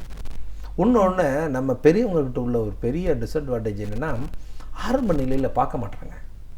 இது தானே இது நம்மளோட இருந்தது தானே, போன வருஷம் அப்படி தானே இருந்தோன்னு அது தீவிரமாகிற நிலைமையில் யாராவது ஒருத்தவங்க தான் அவங்கள ஹாஸ்பிட்டல் கூப்பிட்டு போக ஆரம்பிக்கிறாங்க. அதுதான் எங்கள் வி யூஸ் டு சே எப்படின்னா ஃபாரின்லாம் வந்து பார்த்திங்கன்னா இந்த இன்ஹேலர்ஸ் அப்படின்னு ஒரு வகை மருந்துகளை நம்ம யூஸ் பண்ணுறோம். இந்தியாவில் இப்போ நிறைய யூஸ் பண்ணுறோம். வேற அங்கே வந்து யூகேயில் 96% வந்து இன்ஹேலர்ஸ் யூஸ் பண்ணுறாங்க இந்த வியாதிக்கு, ஆஸ்மா ப்ராப்ளம்க்கு. வேற in India it's less than 2%. 2% பேர் தான் வந்து இந்த இன்ஹேலர் வகை மருத்துவத்துக்கு பஃப்ஸ் இன்ஹேலர் வகைக்கு போகிறாங்க. அதுக்கு பார்த்தீங்கன்னா there are lot of myths and reality. So அதை வந்து கரெக்டாக யூஸ் பண்ண தெரியாத நிலை, எல்லா இடத்துலையும் அது ஃப்ரீயாக அவைலபிள் இல்லாத நிலை. இன்றைக்கி மருத்துவமனைகளில் வந்து சில வகை இன்ஹேலர் தான் இருக்குது. ஸோ அதுக்கான ரேட்டுகள் ஜாஸ்தியாக இருக்கும். ஸோ அதெல்லாம் வாங்க முடியாத நிலை. இந்த மாதிரிலாம் இருக்கிறனால பார்த்தீங்கன்னா அந்த ஓல்டேஜ் பீப்புளுக்கு ஒரு பெரிய ஒரு குவாலிட்டி ஆஃப் லைஃப்பை நம்மளால் கொடுக்க முடியாமல் இருக்குது. அதுதான் இப்போ பொதுவாகவே இப்போ நம்ம காமனாக பார்க்குறோன்னா நீங்கள் எல்லாமே அலர்ஜி அப்படின்னு சொல்லிட்டீங்க. ஆனால் வந்து இந்த கோல்டுனால வர அலர்ஜி, இந்த கிளைமேட்டிக் கண்டிஷன் சொல்கிறோம், ஃபுட் அலர்ஜி நிறைய இருக்கிறத பார்க்குறோம். இப்போ ஒரு ஃபேமிலியில் இருக்கிறவங்களே ஒரு ரெஸ்டாரண்ட்டுக்கோ ஏதோ போகிறாங்க, ஒரு சீ ஃபுட் சாப்பிட்றாங்கன்னா எல்லாரும் பாதிப்படைகிறது. ஒரு சிலருக்கு வந்து உடம்புல ரேஷஸ் அப்படின்றது அதிகமாக வர்றதை பார்க்குறோம். இல்லை தடிமன் தடிச்சு போகுது. இது எப்படி சார் இத்தனை பேருக்கு வரல, ஒரே இடத்துல ஒருத்தருக்கு மட்டும்? ஆமாம், சில நேரத்தில் அதை நம்ம பார்க்கலாம். அதுவும் இப்போல்லாம் நிறைய இந்த வெஸ்டர்ன் ரெஸ்டாரண்ட்ஸ்லாம் வந்ததுக்கு பார்த்தீங்கன்னா அதில் வந்து பார்த்திங்கன்னா அடல்ட்ஸ்க்கு அதிகமாக வர்றது என்னென்னா ஃபிஷ்ஷில் வந்து பார்த்திங்கன்னா ஷெல் ஃபிஷ்னு ஒரு ஃபிஷ் இருக்குது. அந்த வகை மீன்கள் வந்து அதிகமாக வரும். இப்போ நம்ம கிராமத்து பகுதியில் பார்த்திங்கன்னா கடல் மீனுக்கும் குளத்து மீனுக்கும் வித்தியாசம் இருக்கும். ஒருத்தருக்கு வந்து கடல் மீன் சாப்பிட்டா அலர்ஜி வரும், அதே வந்து பார்த்திங்கன்னா குளத்து மீன் சாப்பிட்டாருன்னா அவருக்கு அலர்ஜி வராது. அது மாதிரி தான் கிராப்ஸு இந்த இதெல்லாம் பார்த்திங்கன்னா கடல்லேருந்து வர்றது அவங்களுக்கு அலர்ஜி இருக்கும். அதே லோக்கல் பாண்ட்ஸ்லேருந்து பிடிப்பாங்க, அது வந்து அவங்களுக்கு அலர்ஜி வராது. சரி, அது டிபெண்ட்ஸ் அப்பான் தி ஜீன், அவ்வளோதான். அந்த மரபு அணுவை பொறுத்து தான் நம்ம அதை சொல்லலாம். இன்னொன்று, அந்த மாதிரி ஒரு சின்ன அலர்ஜி வந்துருச்சுன்னா நாங்கள் வந்து அலர்ஜி ஸ்கின் டெஸ்ட் பண்ணுவோம். ஸோ அவருக்கு என்ன அலர்ஜி இருக்குது, வீட்டு உள்ளே இருந்து அலர்ஜி வருதா, வீட்டுக்கு வெளியிலேருந்து அலர்ஜி வருதா, இல்லை ஃபுட் அலர்ஜிஸ்லேருந்து எதுவும் வருதா, சாப்பாடு அவர் உண்ற உணவுகள்லேருந்து எதுவும் அலர்ஜி வருதா அப்படின்றதுக்கு அலர்ஜி ஸ்கின் டெஸ்ட் மருந்துகள் எடுத்து ட்ராப்பாக அப்படியே கையில் வைப்போம். என்ன அலர்ஜி இருக்கோ அது தடிப்பமாக ஆகி வர ஆரம்பிக்கும். இதை வச்சு அவங்க தெரிஞ்சுக்கலாம். இப்போ மதருக்கு ஒரு அலர்ஜி இருந்தால் அதில் கிட்டத்தட்ட ஒரு 30% அலர்ஜி குழந்தைக்கு இருக்கும். ஒரு குழந்தைக்கு அலர்ஜி இருந்துச்சுன்னா 2வது குழந்தைக்கு பார்த்திங்கன்னா அதில் 40% இருக்கும். ஸோ இந்த மாதிரி ஒரு ப்ராடாக நம்ம பிளான் பண்ணிக்கலாம். பட் அவன் மதர்ஸ் ஆர் வெரி ஷ்ரூடு. எப்படின்னா ரைட் ஃப்ரம் த டெலிவரியே பார்த்திங்கன்னா அவங்களுக்கு எதுவும் ஒத்து வரல அப்படின்னா அதை குழந்தைக்கு கொடுக்கவே மாட்டாங்க. அதை நம்ம பார்க்கலாம், நம்ம ட்ரெடிஷன்லேயே இருக்குது. இது வந்து ஒத்து வராது, அவங்க மனநிலை அப்படி இருக்குன்னு தான் நினைக்கிறேன் நான். அதனால் கொடுக்கவே மாட்டாங்க. பட் அது வந்து அந்த குழந்தைக்கு ஒரு பெரிய பூஸ்டப் ஆயிரும். ஸோ புதுசாக அந்த குழந்தை எங்கேயாவது ட்ரை பண்ணியிருக்கோம், அப்போ தான் அந்த குழந்தைக்கு அந்த ப்ராப்ளம் தென்பட்டிருக்கும். அப்போ அந்த மதர்வில் உடனே ரீகலெக்ட் பண்ணுவாங்க, நான் வந்து உனக்கு இது கொடுத்ததே இல்லை, ஏன்னா எனக்கு அலர்ஜி ஆகுது. நம்மகிட்ட வர பேஷண்ட்ஸே அந்த மாதிரி சொல்லுவாங்க, எனக்கு இது ஒத்து வராது டாக்டர், அதனால் நான் வந்து சாப்பிட்றதே இல்லை, இவனுக்கும் நான் கொடுத்தது இல்லை, ஆனால் எங்கேயோ போய்ட்டு சாப்பிட்ருக்கேன், அதனால இவனுக்கு இப்படி வந்துருச்சு அப்படின்னு மதர்ஸ் வந்து ரொம்ப தெளிவாக சொல்லுவாங்க. ஸோ அது வந்து நம்ம பார்த்துக்கலாம். அதுக்கு என்ன பண்ணலான்னா டாக்டர்ஸ்கிட்ட போகிறதுக்கு முன்னாடி அவங்களே ஒரு லிஸ்ட் ரெடி பண்ணலாம். இந்த மாதிரி என்னென்ன சாப்பிட்ற நேரத்திலலாம் நமக்கு இந்த மாதிரி ப்ராப்ளம் வருது, அது பேர் ஃபுட் கண்ட்ரோல் சேலஞ்ச் டெஸ்ட் அப்படின்னு சொல்லுவோம். ஸோ அந்த ஃபுட்டை வந்து 2வது முறை ஒருக்கா அவங்க சாப்பிட்டு பார்க்கணும். அப்போயே அவங்களுக்கு அதே மாதிரி வருதா அப்படின்றத பார்க்கணும். அப்போ அவங்க they can make a list, அவங்க டைரியில் வந்து எழுதி வச்சுக்கலாம், இன்றைக்கி இந்த ஃபுட் சாப்பிட்டேன், எனக்கு வந்து இந்த மாதிரி வந்துச்சு. ஸோ எகெயின் ஆஃப்டர் 1 வீக் நான் ரிப்பீட் பண்ணி பார்த்தேன், I got the same problem. So அப்படி இருந்தால் அவங்களுக்கு கண்டிப்பாக ஒவ்வாமை வந்து இருக்குது அப்படின்றது அர்த்தம். ஸோ நாங்கள் பெஸ்ட்டு என்ன சொல்லுவோம் அப்படின்னா, அட்லீஸ்ட் ஒரு 6 to 1 year அந்த ஃபுட்டை வந்து அவாய்ட் பண்ணுங்கள். அதுக்கப்புறம் அதை கிராஜுவலாக கொஞ்சம் கொஞ்சமாக அவங்க இதில் சேர்த்துட்டு போங்க. அப்படி இருக்கிற நேரத்தில் there are high chance they will outgrow it. Okay, அந்த மாதிரி. இப்போது இன்னைக்கு உலக ஒவ்வாமை தினம் அப்படின்னு சொல்லும்போது நம்ம நாட்டில் தான் இதை பற்றின ஒரு விழிப்புணர்வு கம்மியாக இருக்குது அப்படின்னு நீங்கள் சொல்லியிருக்கீங்க. பொதுவாக இந்த அலர்ஜிக் அப்படின்ற ஒரு விஷயத்தோட தீவிரம் நம்ம நிறைய பேசியிருக்கோம். இதை நம்ம ஆரம்ப நிலையிலேயே கண்டுபிடிக்கிறதுக்கும் இல்லை ஒருத்தருக்கு வந்ததுக்கப்புறம் அதை வராமல் பாதுகாக்கிறதுக்கும் இன்னைக்கு மக்களுக்கு வந்து ஒரு ஆலோசனையில் ஒரு டிப்ஸ் மாதிரி சொல்லணும்னா என்ன சொல்லுவீங்க? அதாவது மேடம், இதுக்கு மெயின் காரணம் வந்து இன்னைய லெவலில் அதிகமாகிறதுக்கு பொல்யூஷன் தான் நம்ம அதிகமாக சொல்கிறோம். ஸோ நம்ம வந்து பாரம்பரிய உணவுகளை நம்ம சேர்த்துக்கிட்டு வந்தோம். அதாவது சாமை, திணை, வரகு, குதிரைவாலி, இந்த மாதிரி டைப் ஆஃப் உணவுகளை நம்ம உடம்புல நம்ம உணவுகளில் சேர்த்துட்டு வந்தோம்னா நம்மளோட ஜீன் வந்து அதை வந்து ஸ்ட்ராங்காக ஆரம்பிச்சிடும். அது ஒன்று. இன்னொன்று, வெஸ்டர்ன் ஃபுட்ஸை வந்து அவாய்ட் பண்ணணும். இப்போ வந்து ஒரு குழந்தைக்கு அலர்ஜி வரதை தவிர்க்கிறதுக்கு என்ன பண்ணணும்னா மதர் ஃபீடிங் கண்டினியூ பண்ணணும். மெயினாக தாய்ப்பால் வந்து குறைஞ்சது 2 வயசு வரைக்கும் கண்டினியூ பண்ணணும். இன்னொன்று, பாட்டிலில் பால் கொடுக்குறத முடிஞ்ச அளவு தவிர்த்துடணும். அந்த ரப்பர் ஃபீடிங், அந்த ரப்பரை சப்ப பார்த்திங்கன்னா நமக்கு உடம்புல IgE அப்படின்ற ஒரு இம்யூனிட்டி வர ஆரம்பிச்சிடும். அந்த IgE தான் வந்து நாங்கள் சொல்லுவோம் he's the hero of allergy அப்படின்வோம்.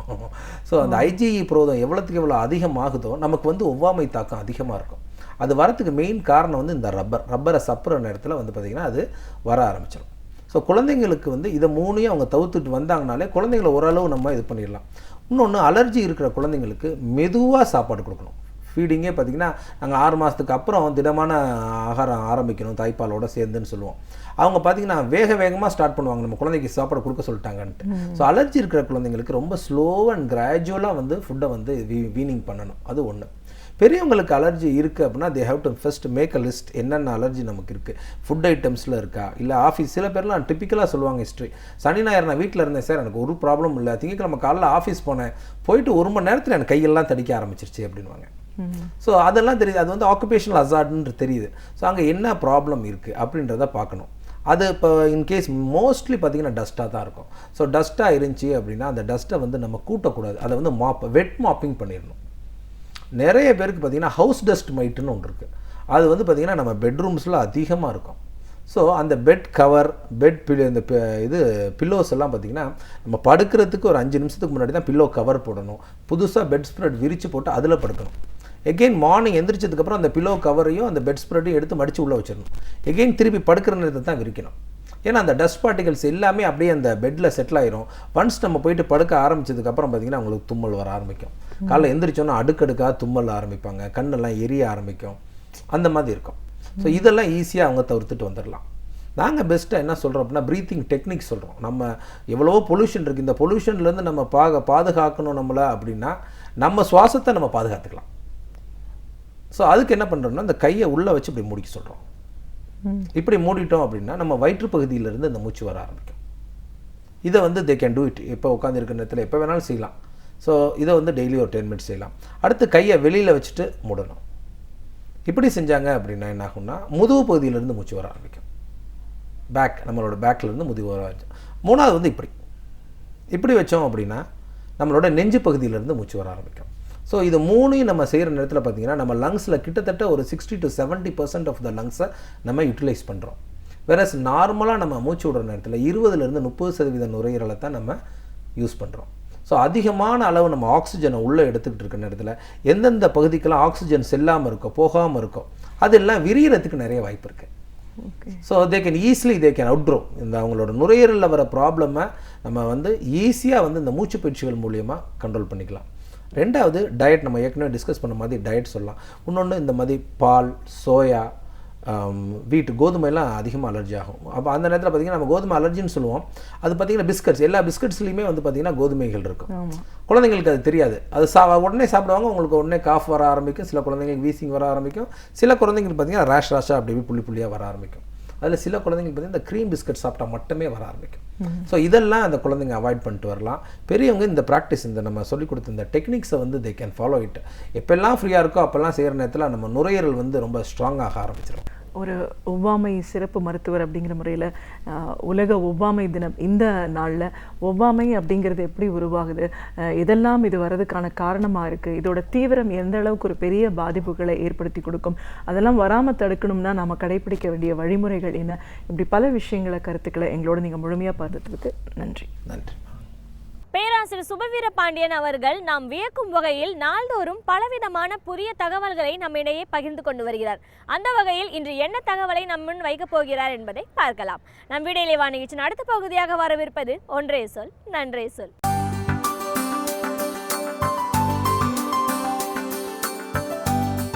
அனைவருக்கும் என் அன்பு வணக்கம். இன்றைக்கு பல்வேறு மாத்திரைகளை பலர் மருத்துவர்களை கேட்காமல் நாமே மருந்து கடைகளில் வாங்கி உட்கொண்டு விடுகிற பழக்கம் உடையவர்களாக இருக்கிறோம். அது மிக தவறானது என்று மருத்துவர்கள் மீண்டும் மீண்டும் எச்சரிக்கிறார்கள். ஆங்கிலத்தில் செல்ஃப் மெடிகேஷன் என்று சொல்லுவது, தங்களுக்கு தாங்களே ஒரு மாத்திரைகளை வாங்கி போட்டுக்கொள்வது. நமக்கு இருக்கிற அரைகுறை மருத்துவ அறிவு அல்லது அரைகுறை அனுபவத்தை வைத்துக்கொண்டு பல நேரங்களில் அந்த பிழையை நம்மில் பலரும் செய்கிறோம்.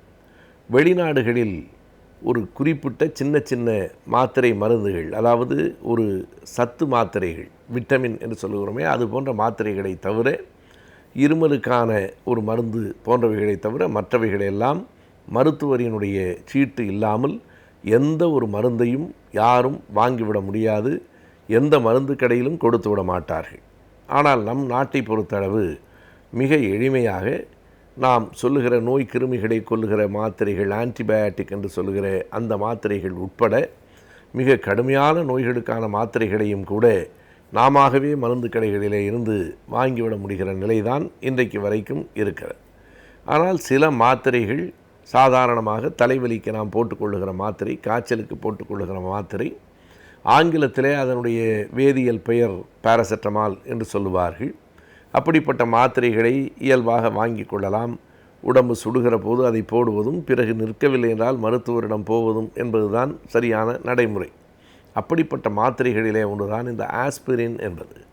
இந்த ஆஸ்பிரின் மாத்திரையை பொதுவாக நாம் என்ன கருதி கொண்டிருக்கிறோம் என்றால் தலைவலிக்கான மாத்திரை என்றுதான் நாம் நினைத்து கொண்டிருக்கிறோம். ஆனால் அந்த ஆஸ்பிரின் மாத்திரையில் இன்னும் பல்வேறு விதமான நோய்களை குணப்படுத்தக்கூடிய கூறுகள், வேதியியல் பொருள்கள் இருக்கின்றன என்று இன்றைக்கு இருதய சிகிச்சையிலே வல்லுநராக இருக்கிற மருத்துவர்கள் அந்த செய்தியை சொல்லியிருக்கிறார்கள். இன்னமும் ஒருபடி மேலே போய் சொன்னால், ஒரு ஆஸ்பிரின் மாத்திரையை நீங்கள் பைக்குள்ளேயே வைத்து கொள்ளலாம், பிழை இல்லை என்கிற அளவுக்கு மருத்துவர்கள் கூறியிருக்கிறார்கள். என்ன காரணம்? அந்த மாத்திரையில் அப்படி என்ன இருக்கிறது? அது தலைவலியை நிறுத்தும், அவ்வளவுதானே என்றால் அப்படி இல்லை. அந்த ஆஸ்பிரின் மாத்திரைக்குள்ளே இருக்கிற அந்த சாலிசிக் ஆசிட் என்கிற ஒரு வேதியியல் கூறு, ஒரு மருந்து மிக எளிமையாக அந்த மாத்திரையை கரைக்கும். நாம் பார்க்கலாம், ஆஸ்பிரின் மாத்திரையை தண்ணீரில் போட்டால் அடுத்த நொடி அது கரைந்து தண்ணீரோடு கலந்து போய்விடும். அவ்வளவு வேகமாக கரையக்கூடிய ஆற்றல் உடையதாக, இயல்பு உடையதாக அந்த மாத்திரை இருக்கிறது. அந்த ஆஸ்பிரின் என்ன செய்கிறது என்றால், அதற்குள்ளே இருக்கிற நான் முதலில் குறிப்பிட்ட அந்த சாலிசிக் ஆசிட் உள்ளே போகிற போது இரத்த குழாய்களில் படிந்திருக்கிற, உறைந்து போயிருக்கிற கொழுப்பை அது நீக்குகிறது என்று மருத்துவர்கள் குறிப்பிடுகிறார்கள். அப்படி இரத்த குழாய்களிலே படிந்திருக்கிற கொழுப்பை நீக்கிவிடுமானால் மாரடைப்பு நோய் என்பது மிக பெரும்பான்மையாக தடுக்கப்பட்டுவிடும். மாரடைப்பு நோய்க்கு அடிப்படை காரணம் அதுதான். சிலருக்கு அந்த இரத்த குழாய்கள் சுருங்கி இருக்கிறது என்பதற்காக இன்றைக்கு மருத்துவ துறையில் அதற்கு உள்ளே ஒரு குழாயை, அதற்கு ஸ்டண்ட் என்று பெயர் சொல்கிறார்கள், அதனை உள்ளே பொருத்தி விடுகிறார்கள். சுருங்கி இருக்கிற அந்த இரத்த குழாய் கொஞ்சம் விரிந்து கொடுக்கும்.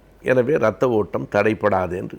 இந்த ஆஸ்பிரின் மாத்திரைகள் உள்ளே போகிற போது அந்த தேங்கி இருக்கிற, சுருங்கி இருக்கிற அந்த குடலில் ஒட்டி இருக்கிற கொழுப்புகளை, உறைந்திருக்கிற கொழுப்புகளை நீக்கி விடுகிறது என்று ஒரு புதிய செய்தியை சொல்லியிருக்கிறார்கள். அப்படியானால் நெஞ்சு வலிக்கிறது போல இருந்தால், மாரடைப்பு வரும் போல தெரிந்தால், அந்த ஆஸ்பிரின் மாத்திரையை உள்ளே போட்டுக்கொள்ளுகிற போது அது ஒரு முதல் உதவி சிகிச்சையாக அமையும். அதுவே தீர்வு, அதுவே போதும், அத்தோடு எல்லாம் சரியாகிவிடும் என்ற பொருளில் இல்லை.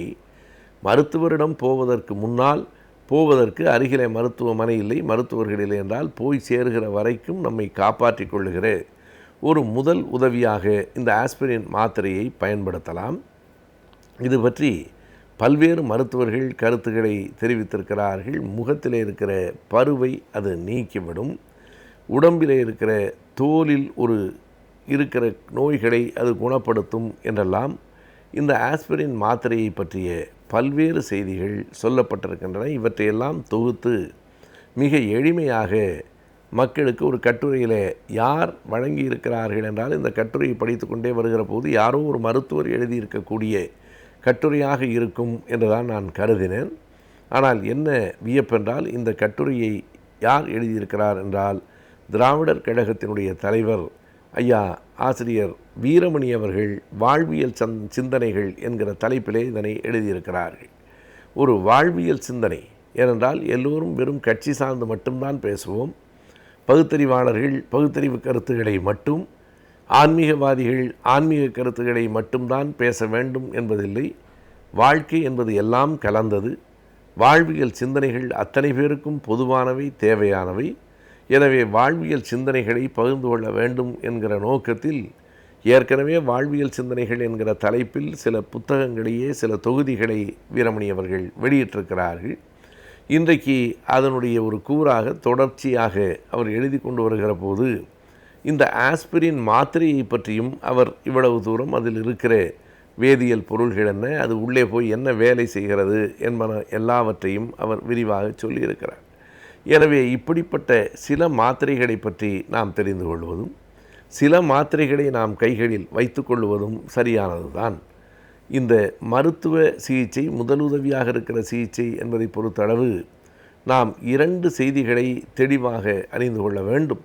ஒன்று, மருத்துவரை கேட்காமல் கூட மருத்துவரிடம் போகிற வரையில் நாம் எடுத்துக்கொள்ளக்கூடிய மாத்திரைகள், மருந்துகள் எவை, எக்காரணம் கொண்டும் நாம் எடுத்துக்கொள்ளக்கூடாத, நாமவே எடுத்துக்கொள்ளக்கூடாத மருந்து மாத்திரைகள் எவை என்பதை நாம் புரிந்து கொள்ள வேண்டும். இது ஒரு அடிப்படை மருத்துவ அறிவு. எல்லா நேரங்களிலும் உடனடியாக மருத்துவமனைக்கு நாம் சென்றுவிட முடிவதில்லை என்பதனால் இப்படி சில மாத்திரைகளை நாம உட்கொள்ளலாம் என்பதில் பிழை இல்லை. ஆனால் எல்லா மாத்திரைகளுக்கும், எல்லா மாத்திரைகளையும் எல்லா நோய்களுக்கும் நாமவே பல முடிவுகளை செய்து அவற்றை எடுத்துக்கொள்வது ஒரு பெரிய ஆபத்தில் வந்து சேரும். சில மாத்திரைகள் அதனுடைய பக்க விளைவுகள் என்ன என்று நமக்கு தெரியாது. தலைவலிக்கு மாத்திரை எடுத்துக்கொள்வது அது கூட எப்படி என்றால், ஒரு மருத்துவர் மிக தெளிவாக சொன்னார், ஏதோ வெயிலில் போய் வந்தீர்கள், தலைவலிக்கிறது, ஒரு மாத்திரை போட்ட உடனே அது சரியாகிவிட்டது என்றால் குற்றமில்லை. ஆனால் திரும்ப திரும்ப திரும்ப தலைவலி வந்து கொண்டே இருக்கிறது, நீங்களும் திரும்ப திரும்ப திரும்ப அதே மாத்திரையை போட்டு கொண்டிருக்கிறீர்கள் என்றால் நீங்கள் ஒரு பெரிய ஆபத்தை நோக்கி பயணம் செய்து கொண்டிருக்கிறீர்கள் என்று பொருள். தலைவலியாக இருந்தாலும் வயிற்று வலியாக இருந்தாலும் 2க்கும் 1000 காரணங்கள் இருக்கின்றன. சாதாரணமாக வெயிலுக்கு போய் வந்தாலும் தலை வலிக்கும், அல்லது மூளையில் ஒரு இரத்த கட்டி இருந்தாலும் தலை வலிக்கும். அதை பிரெயின் டியூமர் என்று சொல்லுவார். அது உயிருக்கே ஆபத்தாக முடியக்கூடியது. எனவே இரண்டுக்கும் தலைவலிக்கும். இரண்டு தலைவலிகளையும் ஒரே மாதிரியாக நாமே நினைத்து நாமே ஒரு மாத்திரையை வாங்கி உட்கொண்டால் நமக்கு நாமே சில முடிவுகளை செய்து கொள்கிறோம் என்றுதான் பொருள். எனவே நமக்கு நாமே வைத்து கொள்ளக்கூடிய சில மாத்திரைகள் உண்டு. அவற்றையும் நாம் மருத்துவரிடம் போகிற வரைக்கும் அதை பயன்படுத்துவதாக இருக்க வேண்டுமே தவிர நாமே கடைசி வரைக்கும் அந்த மாத்திரைகளை தொடர்ந்து பயன்படுத்துவதோ அதை அளவு கடந்து பயன்படுத்துவதோ நமக்கு நல்லதில்லை, பெரிய தீங்காகத்தான் முடியும். எனவே அதனையும் கவனத்தில் வைத்துக்கொண்டு இந்த மாத்திரையை, ஆஸ்பிரின் மாத்திரையை ஒரு முதல் உதவிக்காக பையிலே வைத்துக்கொள்வது, ஒரு வேளை அது மாரடைப்பாக இருக்கலாம் அல்லது மாரடைப்பு போன்ற தோற்றத்தை நமக்கு உருவாக்கலாம். எப்படி இருந்தாலும் ஒரு பெரிய கெடுதலை அது செய்து விடாது. அந்த நேரத்தில் ஒரு தளர்வை அது தரும் என்பதற்காக இந்த வாழ்வியல் சிந்தனையை திராவிடர் கழகத்தினுடைய தலைவர் ஐயா வீரமணி அவர்கள் தன்னுடைய அந்த கட்டுரையிலே குறிப்பிட்டிருக்கிறார்கள். அடிப்படை சட்டங்களை நாம் அறிந்திராத காரணங்களினால் நமது உரிமைகளை நாம் இழக்கிறோம். எனவே இன்றைய ஆலோசனை நேரத்தில் நமக்கு தேவையான சட்டங்களை பற்றி பார்க்கலாம். நம் விடியலை வாணிகிச்சின் அடுத்த பகுதியாக வரவிருப்பது ஆலோசனை நேரம்.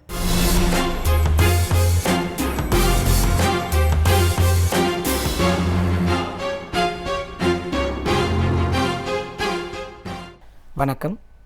இந்த ஆலோசனை நேர பகுதியில் நாம் இந்த நிகழ்ச்சியின் மூலமாக தெரிந்து கொள்ள வேண்டிய ஒரு சட்ட சம்பந்தமான ஒரு தலைப்பு என்னவென்றால் சமரச தீர்வை பற்றி.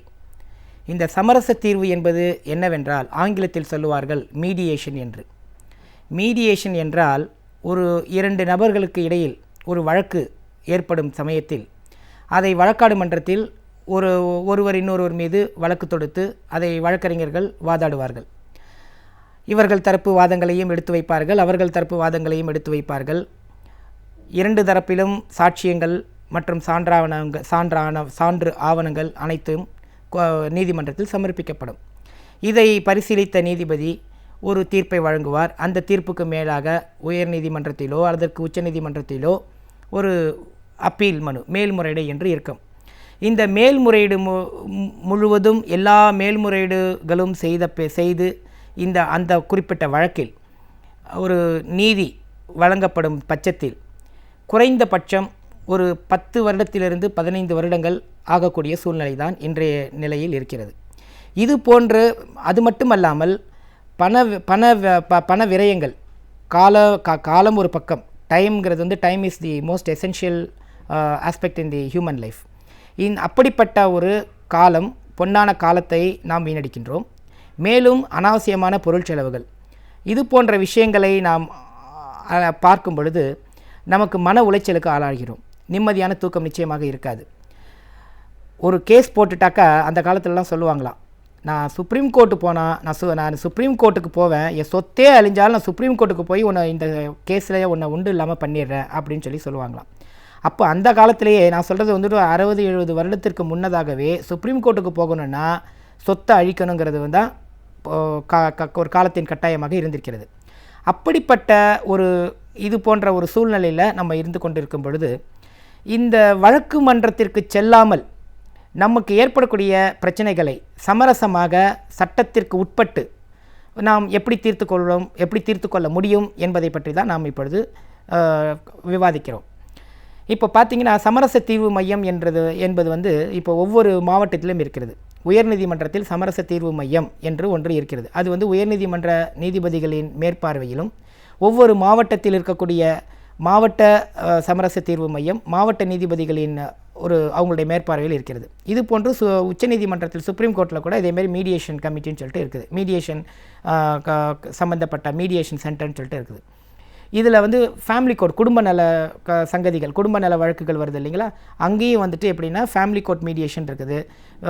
தொழிலாளர்கள் சம்மந்தப்பட்ட நீதிமன்றங்களில் லேபர் கோர்ட் மீடியேஷன் சொல்லியிருக்குது. இது போன்ற மீடியேஷன் சென்டர்னால் என்ன நமக்கு பயன் வருது அப்படின்னா, இப்போது அங்கே இருக்கக்கூடிய மீடியேட்டர் என்ன பண்ணுவாங்கன்னா, இது கட்ட பஞ்சாயத்து நம்ம நினச்சிக்கக்கூடாது. கட்ட பஞ்சாயத்து எப்படின்னா, அந்த காலத்தில் உங்களுக்கே தெரியும், ஆலமரத்தடியில் உட்காந்துக்கிட்டு அல்லது பைல்வான்கள் அல்லது அரசியல் ரீதியாக அல்லது வேறு ஒரு தன்னுடைய பலத்தின் அடிப்படையில், பொருளாதார பலத்திலோ அல்லது பலத்தின் அடிப்படையில் உட்காந்து ஒரு நபரை இன்னொரு நபர் கட்டாயப்படுத்தி இதுதான் தீர்ப்பு அப்படின்னு சொல்லிட்டு அது மாதிரி பண்ணுறது தான் வந்து கட்ட பஞ்சாயத்து. இந்த சமரச தீர்வு மையம் அப்படிங்கிறது எப்படின்னா, இந்த மீடியேட்டர்ஸ், அதாவது இந்த சமரச தீர்வாளர்கள் இருக்கிறாங்க, அவங்க வந்து நீதிபதிகள் கிடையாது. அவர்கள் வந்து வழக்கறிஞர்களாக இருந்தாலும் அவர்கள் அந்த பர்டிகுலர் கேஸை டீல் பண்ணும் பொழுது வழக்கறிஞர்களாக செயல்பட மாட்டார்கள். அவர்கள் எப்படி என்றால் ஒரு நடுநிலையாளராக, ஒரு ஃபெசிலிட்டேட்டராக தான் செயல்படுவார். அவர் எப்படின்னா, சம்பந்தப்பட்ட வழக்குக்கு சம்பந்தப்பட்ட இரண்டு நபர்களிடம் 2 நபர்களோ அல்லது அதற்கு மேற்பட்ட நபர்களோ ஒரு பொதுவான ஒரு நியூட்ரல் பார்ட்டியாக தான் இருப்பார். அந்த நியூட்ரல் பார்ட்டி எப்படி இருப்பார்னா, ஒரு தேர்ட் பார்ட்டியாக இருப்பார். அந்த வழக்குக்கு முற்றிலும் சம்பந்தமில்லாத ஒரு தேர்ட் பார்ட்டி, ஒரு தேர்ட் பார்ட்டி ஃபெசிலிட்டேட்டர்னு சொல்லுவோம். He will be a neutral person. Neutral பர்சனாக நடுநிலையாளராக இருப்பார். அவர்கிட்ட நம்ம வந்து பேசக்கூடிய சங்கதிகள் அந்த மீடியேஷன் சென்டரில் இருக்கும் பொழுது அவர் அதன் அடிப்படையில் வந்து நிச்சயமாக தீர்ப்பு சொல்வாரா என்றால் நிச்சயமாக அவருக்கு தீர்ப்பு சொல்லக்கூடிய அதிகாரம் நிச்சயமாக கிடையாது. அவர் வந்து தீர்ப்பு சொல்வதற்காக அங்கே இல்லை. ஒரு வழக்கு சம்பந்தமாக 2 நபர்கள் வந்திருக்கும் பட்சத்தில் அந்த 2 நபர்களுக்கு இருக்கக்கூடிய பிரச்சனை என்ன, அதற்கு உண்டான தீர்வு என்ன என்று ஆராய்வதற்கு அவர் ஒரு வழிவகை செய்வார், ஒரு ஃபெசிலிட்டேட் பண்ணுவார். இந்த பக்கம் நியாயம் இருக்கா, அந்த பக்கம் நியாயம் இருக்கான்னு சொல்கிறதுக்கு அவருக்கு அதிகாரம் கிடையாது. அவர் அதை பேஸ் பண்ணி ஒரு ஜட்ஜ்மெண்ட்டோ ஒரு ஆர்டரோ பாஸ் பண்ண முடியாது. ஆனால் அவங்களுடைய பிரச்சனையை சம்பந்தப்பட்டவர்களே அவங்களே அதை அமைதியாக சுமூகமான முறையில் பேசி தீர்த்து கொள்வதற்கு ஒரு வழிவகை செய்வார். அதுதான் வந்து ஃபெசிலிட்டேஷன் ப்ராசஸ்ன்னு சொல்லுவாங்க. சரி, இதனால் வந்து என்ன பயன் அப்படி என்றால், இந்த வழக்குகளை வந்துட்டு 2 பேர் வந்து சண்டை போட்டுக்கிறாங்க. 2 பேர் வந்து நான் தான், எனக்கு இந்த சொத்து எனக்கு தான் சொல்லி ஒருத்தர் சொல்கிறாரு, இன்னொருத்தர் இல்லை எனக்கு தான், எனக்கு பூர்வீகமாக வந்த சொத்து அப்படின்னு சொல்கிறாரு. அந்த வழக்குக்கு உண்டான விஷயம் வந்து எதுவானாலும் இருக்கலாம். ஆனால் ஒரு பிரச்சனை இன்னொருத்தர் ஒத்துக்கலங்கும் போது தான் அதுக்கு வழக்கே வருது, கோர்ட்டுக்கே வந்து வழக்காடு மன்றத்துக்கே வருது. அப்போது 2 பேருமே 2 விதமான கட்சிகளோடு அவர்களுடைய பொசிஷனில் நிற்பாங்க. நான் சொல்கிறது தான் கரெக்டு, இதுக்கு தான் வந்து நீதி வழங்கணும்னு இவர் சொல்லுவார். அவர் அது வந்து நீதி வழங்கக்கூடிய விஷயம் வந்து நீதிமன்றத்தில் வந்து வழக்குகள் வந்து அது போன்ற பரிபாலனத்தில் பார்க்கப்படும். ஆனால் இந்த மீடியேஷன் சென்டரில் எப்படின்னா, ஒரு வழக்கு நீதிமன்றத்திற்கு வந்த பிறகு அவங்களுடைய இந்த 2 நபர்களுக்கு சம்பந்தப்பட்ட 2 வழக்காடக்கூடிய நபர்களுக்கு வந்து சமரச தீர்வு ஏற்பட வாய்ப்பு இருக்கிறதா என்று அந்தந்த நீதிமன்றங்கள் அந்த சமரச தீர்வு மையத்திற்கு இந்த கேஸை வந்து ரெஃபர் பண்ணுவாங்க. இந்த கேஸில் வந்துட்டு யார் அந்த மீடியேட்டராக இருப்பாங்க அப்படின்னா, கோர்ட்டு ஏற்கனவே அந்த கோர்ட் நம்மளுடைய ஜுடிஷியல் அகாடமி இருக்குது, தமிழ்நாடுல வந்து ஜுடிஷியல் அகாடமி இருக்குது, அதுமாதிரி ஒவ்வொரு மாநிலத்திலும் ஜுடிஷியல் அகாடமி இருக்குது. உச்சநீதிமன்றத்திலையும் வந்து இதுக்கான உண்டான ட்ரைனிங் எல்லாம் வந்து ஏற்பாடு செய்கிறாங்க. நீதிபதிகள், ஓய்வு பெற்ற நீதிபதிகள், வழக்கறிஞர்கள் இவர்களெல்லாம் வந்து தேர்வு செய்து இவர்களுக்கு வந்து இந்த மீடியேஷன் ட்ரைனிங்னு ஒன்று கொடுக்குறாங்க. அது வந்து ஒரு 48 hours ட்ரைனிங். அந்த ட்ரைனிங்கில் எப்படின்னா, ஒரு விஷயத்தை வந்து எப்படி அணுகணும், அந்த சம்மந்தப்பட்ட நபர்கள்கிட்ட வந்து எப்படி வந்து அந்த வழக்கு சம்மந்தமாக எதை பேசணும் எதை பேசக்கூடாது, அவங்களுடைய உணர்வுகளை புரிந்து கொள்ளக்கூடிய வகையில் ஒரு பொறுமையாக எப்படி இருக்கணும், எப்படி கோவப்படாமல் இருக்கணும், அவங்களுக்கு வந்து இருக்கக்கூடிய மனக்கசப்புகளை அவங்களுக்கு வந்து அந்த எமோஷ்னல் அவுட்பர்ஸ்ட்டுன்னு இருக்கும், அந்த எமோஷ்னல் அவுட்பர்ஸ்ட்டை எப்படி கொண்டு வரது, அந்த ஆங்கராக இருக்கலாம், கோபமாக இருக்கலாம், அழுகையாக இருக்கலாம், ஏமாற்றமாக இருக்கலாம், டிப்ரெஷனாக இருக்கலாம். இது போன்ற பல காரணங்களால் தான் வந்து ஒரு பலவிதமான வழக்குகள் வந்து தீர்க்கப்படாமல் இருக்கின்றது. அந்த ஒரு சில பேருக்கு அந்த ஈகோ இருக்கலாம். அந்த ஈகோங்கிறது தான் வந்துட்டு நம்மளுடைய வாழ்க்கையில் வந்துட்டு பெரிய விஷயமா இப்போதெல்லாம் வந்து நம்மளுடைய அன்றாட நிம்மதியை குலைக்கக்கூடிய விஷயம் வந்து ஒரு ஈகோ. இது போன்ற விஷயங்களை வந்து அணுகிறது எப்படி, அந்த ஈகோவை எப்படி வெளியில் கொண்டு வருது, அந்த டிப்ரெஷன் எப்படி வெளியில் கொண்டு வருது, இது போன்ற விஷயங்களை வந்து எப்படி ஒரு மீடியேட்டர் வந்து எஃபெக்டிவாக பர்ஃபார்ம் பண்ணுறாரு அப்படிங்கிறத விஷயங்கள். லிசனிங் ஸ்கில்னாக்கா அந்த ஒரு 2 நபர்கள் வந்து சொல்லக்கூடிய விஷயங்களை வந்து அமைதியாக பொறுமையாக கேட்கக்கூடிய, கோவப்படாமல் அமைதியாக கேட்கக்கூடிய விஷயங்கள், குறுக்க பேசாமல் இருக்கணும். அந்த மீடியேட்டர் எப்படின்னா, வக்கீலாக இருக்கிறவங்கெல்லாம் வந்துட்டு நிறைய ஜாஸ்தி பேசுவாங்க, பேச அவங்க வந்துட்டு நிறைய விஷயங்களை வாங்குறதா வந்துட்டு அது ஒரு சம்பிரதாய இது. ஆனால் மீடியேட்டர் எப்படின்னா, அமைதியாக இருந்து ஒரு குறிப்பிட்ட விஷயத்தை ஒரு குறிப்பிட்ட வழக்குக்கு சம்மந்தப்பட்ட நபர் எப்படி சொல்கிறாரு அப்படிங்கிறத ரொம்ப அமைதியாக உட்காந்து லிசன் பண்ணி கேட்டு அதன் பிறகு அதை தான் சரியாக புரிஞ்சுக்கிட்டோமா அப்படிங்கிறத அந்த மீடியேட்டர் வந்து நல்லா தனக்குத்தானே எந்த விதமான ஐயமும் இல்லாமல் தெளிவாக புரிஞ்சுக்கிட்டாராங்கிறத தெரியப்படுத்தி அதை எதிர்பட்ட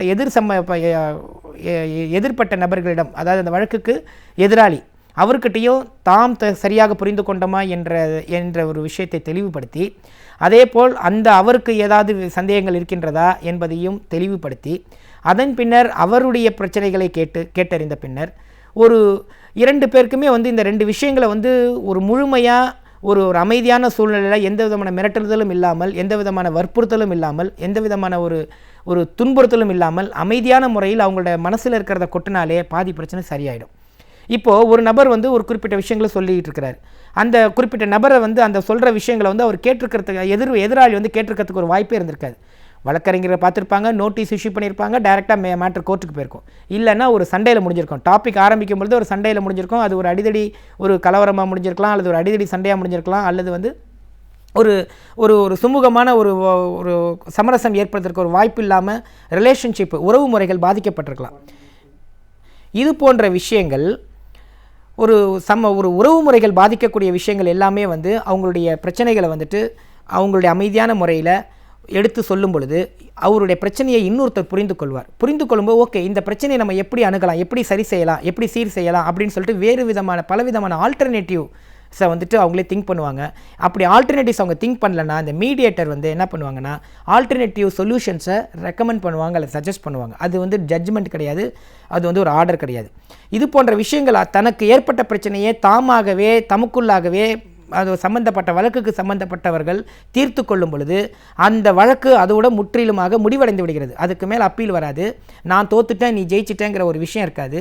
பின்னொரு காலத்தில் வந்துட்டு வின் சிச்சுவேஷன், ரெண்டு பேரும் சந்தோஷமாக ஒரு நிகழ்ச்சியில் பார்த்துக்கிட்டாங்கன்னா, 10 வருஷம் கழிச்சு ஒரு நிகழ்ச்சியில் பார்த்துக்கிட்டாங்கன்னா அவங்களுக்கு வந்து ஒரு சந்தோஷம் இருக்கும். அவங்களுக்கு வந்து ஓகே நமக்குள்ளே ஒரு பகை கிடையாதுங்கிற இது இருக்கும். நான் தான் ஜெயிச்சேன்னு இருக்காது, அப்பீல் இருக்காது. 2 பேரும் ஜெயிச்சோன்னு சொல்லிட்டு கைகோர்த்து கொண்டு செல்லக்கூடிய விஷயங்கள் தான் வந்து சமரச தீர்வு மையம். இது வந்து கட்டாயம் கிடையாது. எந்த நேரத்தினாலும் எனக்கு இதில் வந்து பார்ட்டிசிபேட் பண்ண பிடிக்கலை அப்படின்னு சொல்லிட்டு வழக்குக்கு சம்மந்தப்பட்டவர்கள் அந்த சமரச தீர்வு மையத்தில் வந்து எனக்கு வேண்டாம் அப்படின்னு சொல்லிட்டு கோர்ட்டுக்கு போய்க்கலாம். இதனால் எந்த விதமான பாதிப்புகளும் கிடையாது. இன்னொரு முக்கியமான விஷயம் வந்து இது வந்து கான்ஃபிடென்ஷியாலிட்டி. எப்படின்னா ரகசியங்கள் பாதுகாக்கப்படும். இங்கே டிஸ்கஸ் பண்ணும்பொழுது இங்கே விவாதிக்கக்கூடிய சங்கதிகளை வந்து நீதிமன்றத்தில் ஒரு பார்ட்டியோ அல்லது எதிர் பார்ட்டியோ இதை அங்கே இப்படி சொன்னார், இதற்கு சான்று இதுதான், இந்த மீடியேட்டருக்கு அது தெரியும், இந்த சமரச தீர்வாளருக்கு அது தெரியும்னு சொல்லிட்டு கோர்ட்டில் வந்து அதை வந்து கட்டாயமாக அதை வந்து சாட்சியமாக கொண்டு செல்ல முடியாது. இது போன்ற பலவிதமான நல்ல விஷயங்கள் இந்த சமரச தீர்வு மையத்தினால் இருக்கின்றது. இந்த சமரச தீர்வு மையத்தில் நாம் பங்கு கொண்டு நமக்கு அன்றாடம் இருக்கக்கூடிய பிரச்சனைகளை தீர்த்து கொண்டால் நம்ம நாடு வளம் பெறும், வாழ்க்கை நிம்மதியாக அமையும் என்று கூறி விடைபெறுகிறேன். வணக்கம். நம் மனதை நாம் தெளிவாக வைத்திருந்தால்தான் நம் வாழ்வும் சிறப்பாக அமையும். அந்த வகையில் நம் மனதை எவ்வாறு தெளிவாக வைத்திருக்கலாம் என்பதை பற்றி நம்மிடையே பேச வருகிறார் டாக்டர் நம்பி அவர்கள். நம் விடையிலேவா நிகழ்ச்சி நிறைவு பகுதியாக வரவிருப்பது மனமே மனமே.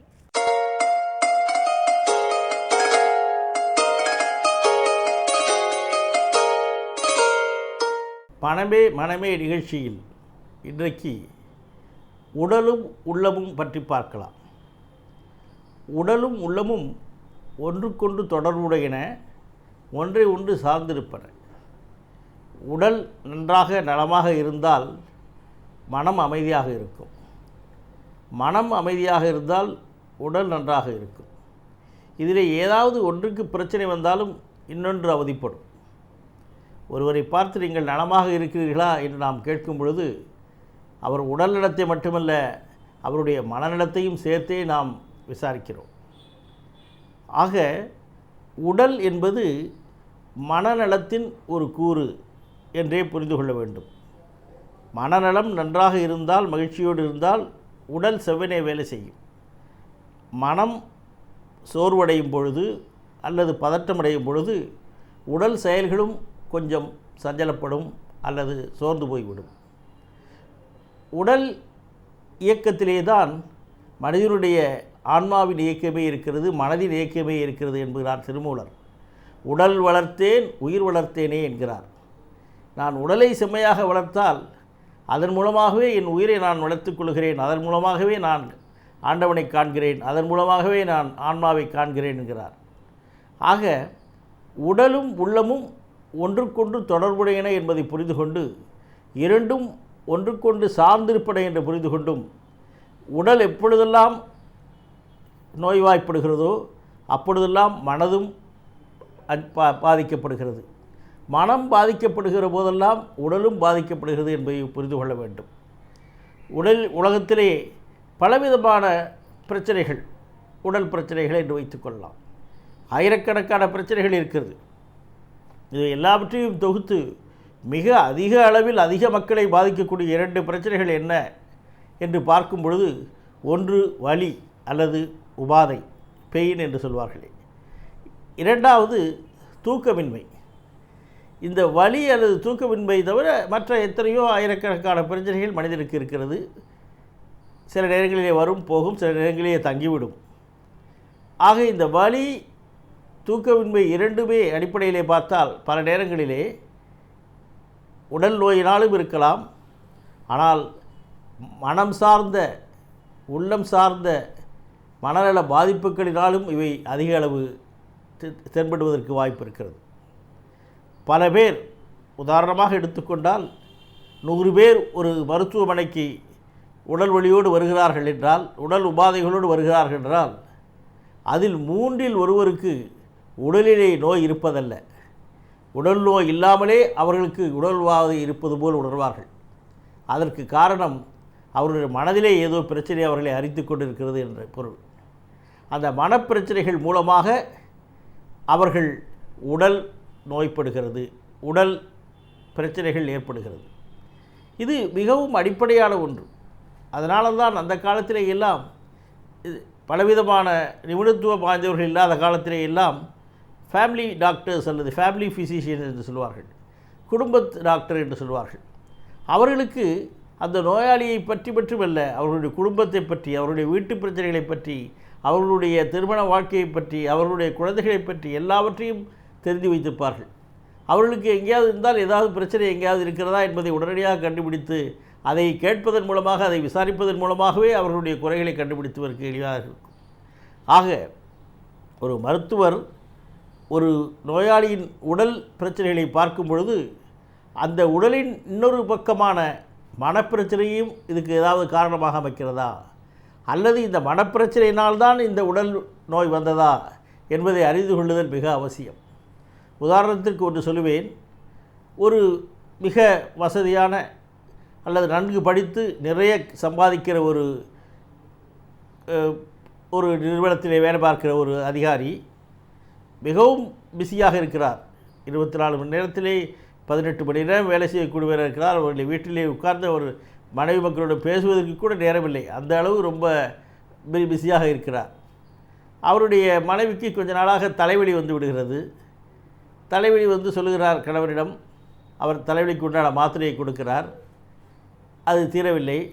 உடனே அருகிலே இருக்கிற அவருடைய டாக்டரிடம் சென்று காண்பிக்கிறார்கள். அவரும் வேறொரு மாத்திரைகளை கொடுத்து பார்க்கிறார், சரியில்லை. பிறகு வேறொரு ஸ்பெஷலிஸ்டிடம் செல்லும் பொழுது இன்னும் சில டெஸ்ட்டுகளை எல்லாம் செய்து பார்த்து அவர் மருந்து கொடுக்கிறார். அப்பொழுதும் அந்த வலி சரியில்லை. பிறகு அவர் கண்ணில் ஏதாவது கோளாறு இருந்தால் தலைவலிக்கு என்பது கண் டாக்டரை அனுப்புகிறார். அவர் கண்ணை பரிசோதித்து விட்டு கண் நன்றாக இருக்கிறது என்கிறார். காது மூக்கு தொண்டை டாக்டரை பார்க்க சொல்கிறார், அங்கேயும் பிரச்சனை இல்லை. நரம்பியல் டாக்டரை பார்க்க சொல்கிறார், அங்கேயும் மூளை இலையெல்லாம் படம் இருக்கிற படங்களை எல்லாம் எடுத்துவிட்டு எல்லாம் நன்றாக இருக்கிறது, ஒன்றும் பிரச்சனை இல்லை என்கிறார். ஆக மொத்தம் ஏறக்குறைய 1.5-2 மாதங்கள் அலைந்து திரிந்து 2 பை நிறைய பலவிதமான சோதனைகளுக்குண்டான சாட்சிகளை வைத்துக்கொண்டு இன்னும் தலைவலி தீராத துக்கத்தோடே வந்து நிற்கிறார். அது கடைசியாக அந்த டாக்டர் சொல்கிறார், அவருடைய குடும்ப டாக்டர், நீங்கள் ஒரு மனநல மருத்துவரை அணுகுங்கள் என்று. அப்பொழுதுதான் அவர்கள் எங்களை தேடி வருகிறார்கள்.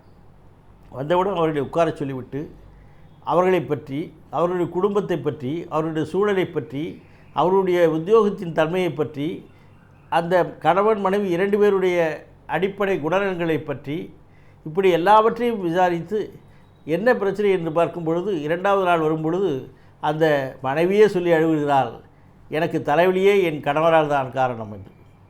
ஆக தலைவலிக்கு காரணம் கணவன் என்பதை புரிந்து கொள்வதற்கே இவர்களுக்கு 20,000 ரூபாய் செலவும் ஏதோ 2 மாத காலமும் ஆகியிருக்கிறது. அந்த கணவனுக்கு மனைவியை கவனிக்க நேரமில்லை, அவனை பார்த்து கொள்வதற்கு நேரமில்லை. இப்படிப்பட்ட விதமான ஒரு ஸ்ட்ரெஸ் ரிலேட்டட், அதாவது இந்த மனைவிக்கு ஏற்படுகிற இந்த ஸ்ட்ரெஸ் ரிலேட்டட் டிசார்டர் அல்லது இவருடைய கவனிப்பு, கணவனுடைய கவனிப்பு இல்லாமல் போனதனால் வருகிற மனவேதனையின் காரணமாக, மனச்சோர்வின் காரணமாக, மன அழுத்தத்தின் காரணமாக இவருடைய தலைவலி. அதை கண்டு அதை சொன்னவுடன் நீங்கள் வாரம் ஒரு 3 மணி நேரம் உட்கார்ந்து பேச வேண்டும் என்று சொன்ன பிறகு அந்த தலைவலி தீர்ந்து விடுகிறது. இப்படி உடலிலே பல உபாதைகள் இருக்கிறது. வயிறு சம்பந்தப்பட்ட, செரிமானம் சம்பந்தப்பட்ட பல உணர்ச்சிகள், தலைவலி, கால்வலி, கைவலி, பலவிதமான பெண்கள் பல நேரத்திலே ஏதோ அடிக்கடி உடல் வலிக்கிறது, நெஞ்சு வலிக்கிறது, மார் வலிக்கிறது என்று நிற்பார்கள். எந்தவித பரிசோதனைகளிலும் ஒன்றும் பிரச்சனை இல்லாமல் இருக்கும். கடைசியிலே பார்த்தால் வீட்டிலே பிரச்சனை இருக்கும். மாமியார் பிரச்சனையாக இருக்கலாம், இல்லை கணவனுடைய குடிப்பழக்கம் காரணமாக இருக்கலாம், இல்லை குழந்தைகள் சரியாக படிக்காத காரணத்தினால் இருக்கலாம். இப்படி சூழ்நிலை காரணமாக, மன அழுத்தம் காரணமாக, மனச்சோர்வின் காரணமாக அவர்களுக்கு ஏற்படுகிற பிரச்சனைகளை அவர்கள் வெளியே சொல்ல முடியாமல் தவிர்த்து அதனால் உடல் வழியாக வெளிப்படுகிறார்கள். ஒரு பழமொழி சொல்வார்கள் ஆங்கிலத்திலே, the sorrow which has no tears through years eyes may make other organs weep என்று. எந்த துக்கமானது கண்ணீர் வழியாக வெளிப்படவில்லையோ அந்த துக்கம் மனிதனுடைய மற்ற அவயவங்களை பாதிக்கும் என்று சொல்வார்கள். ஆக வெளியிலே கொட்டி தீர்த்து விடுவது, அந்த பிரச்சனைகளை வெளியிலே கொட்டி தீர்த்து விட்டாலே, அதற்கு ஒரு சரியான ஆள் கிடைத்து விட்டாலே, அந்த பிரச்சனைகளுக்கு ஒரு வடிகால் கிடைத்து விட்டாலே இவருடைய உடல் வலி தீர்ந்துவிடும். ஆக உடலுக்கும் உள்ளத்துக்கும் உள்ள நெருங்கிய தொடர்பை புரிந்து கொண்டு பல நேரங்களிலே உடல் வலிக்கு காரணம் மனதினுடைய பிரச்சனைகள் என்பதை புரிந்து கொண்டு நாம் வாழ்தல் அவசியம்.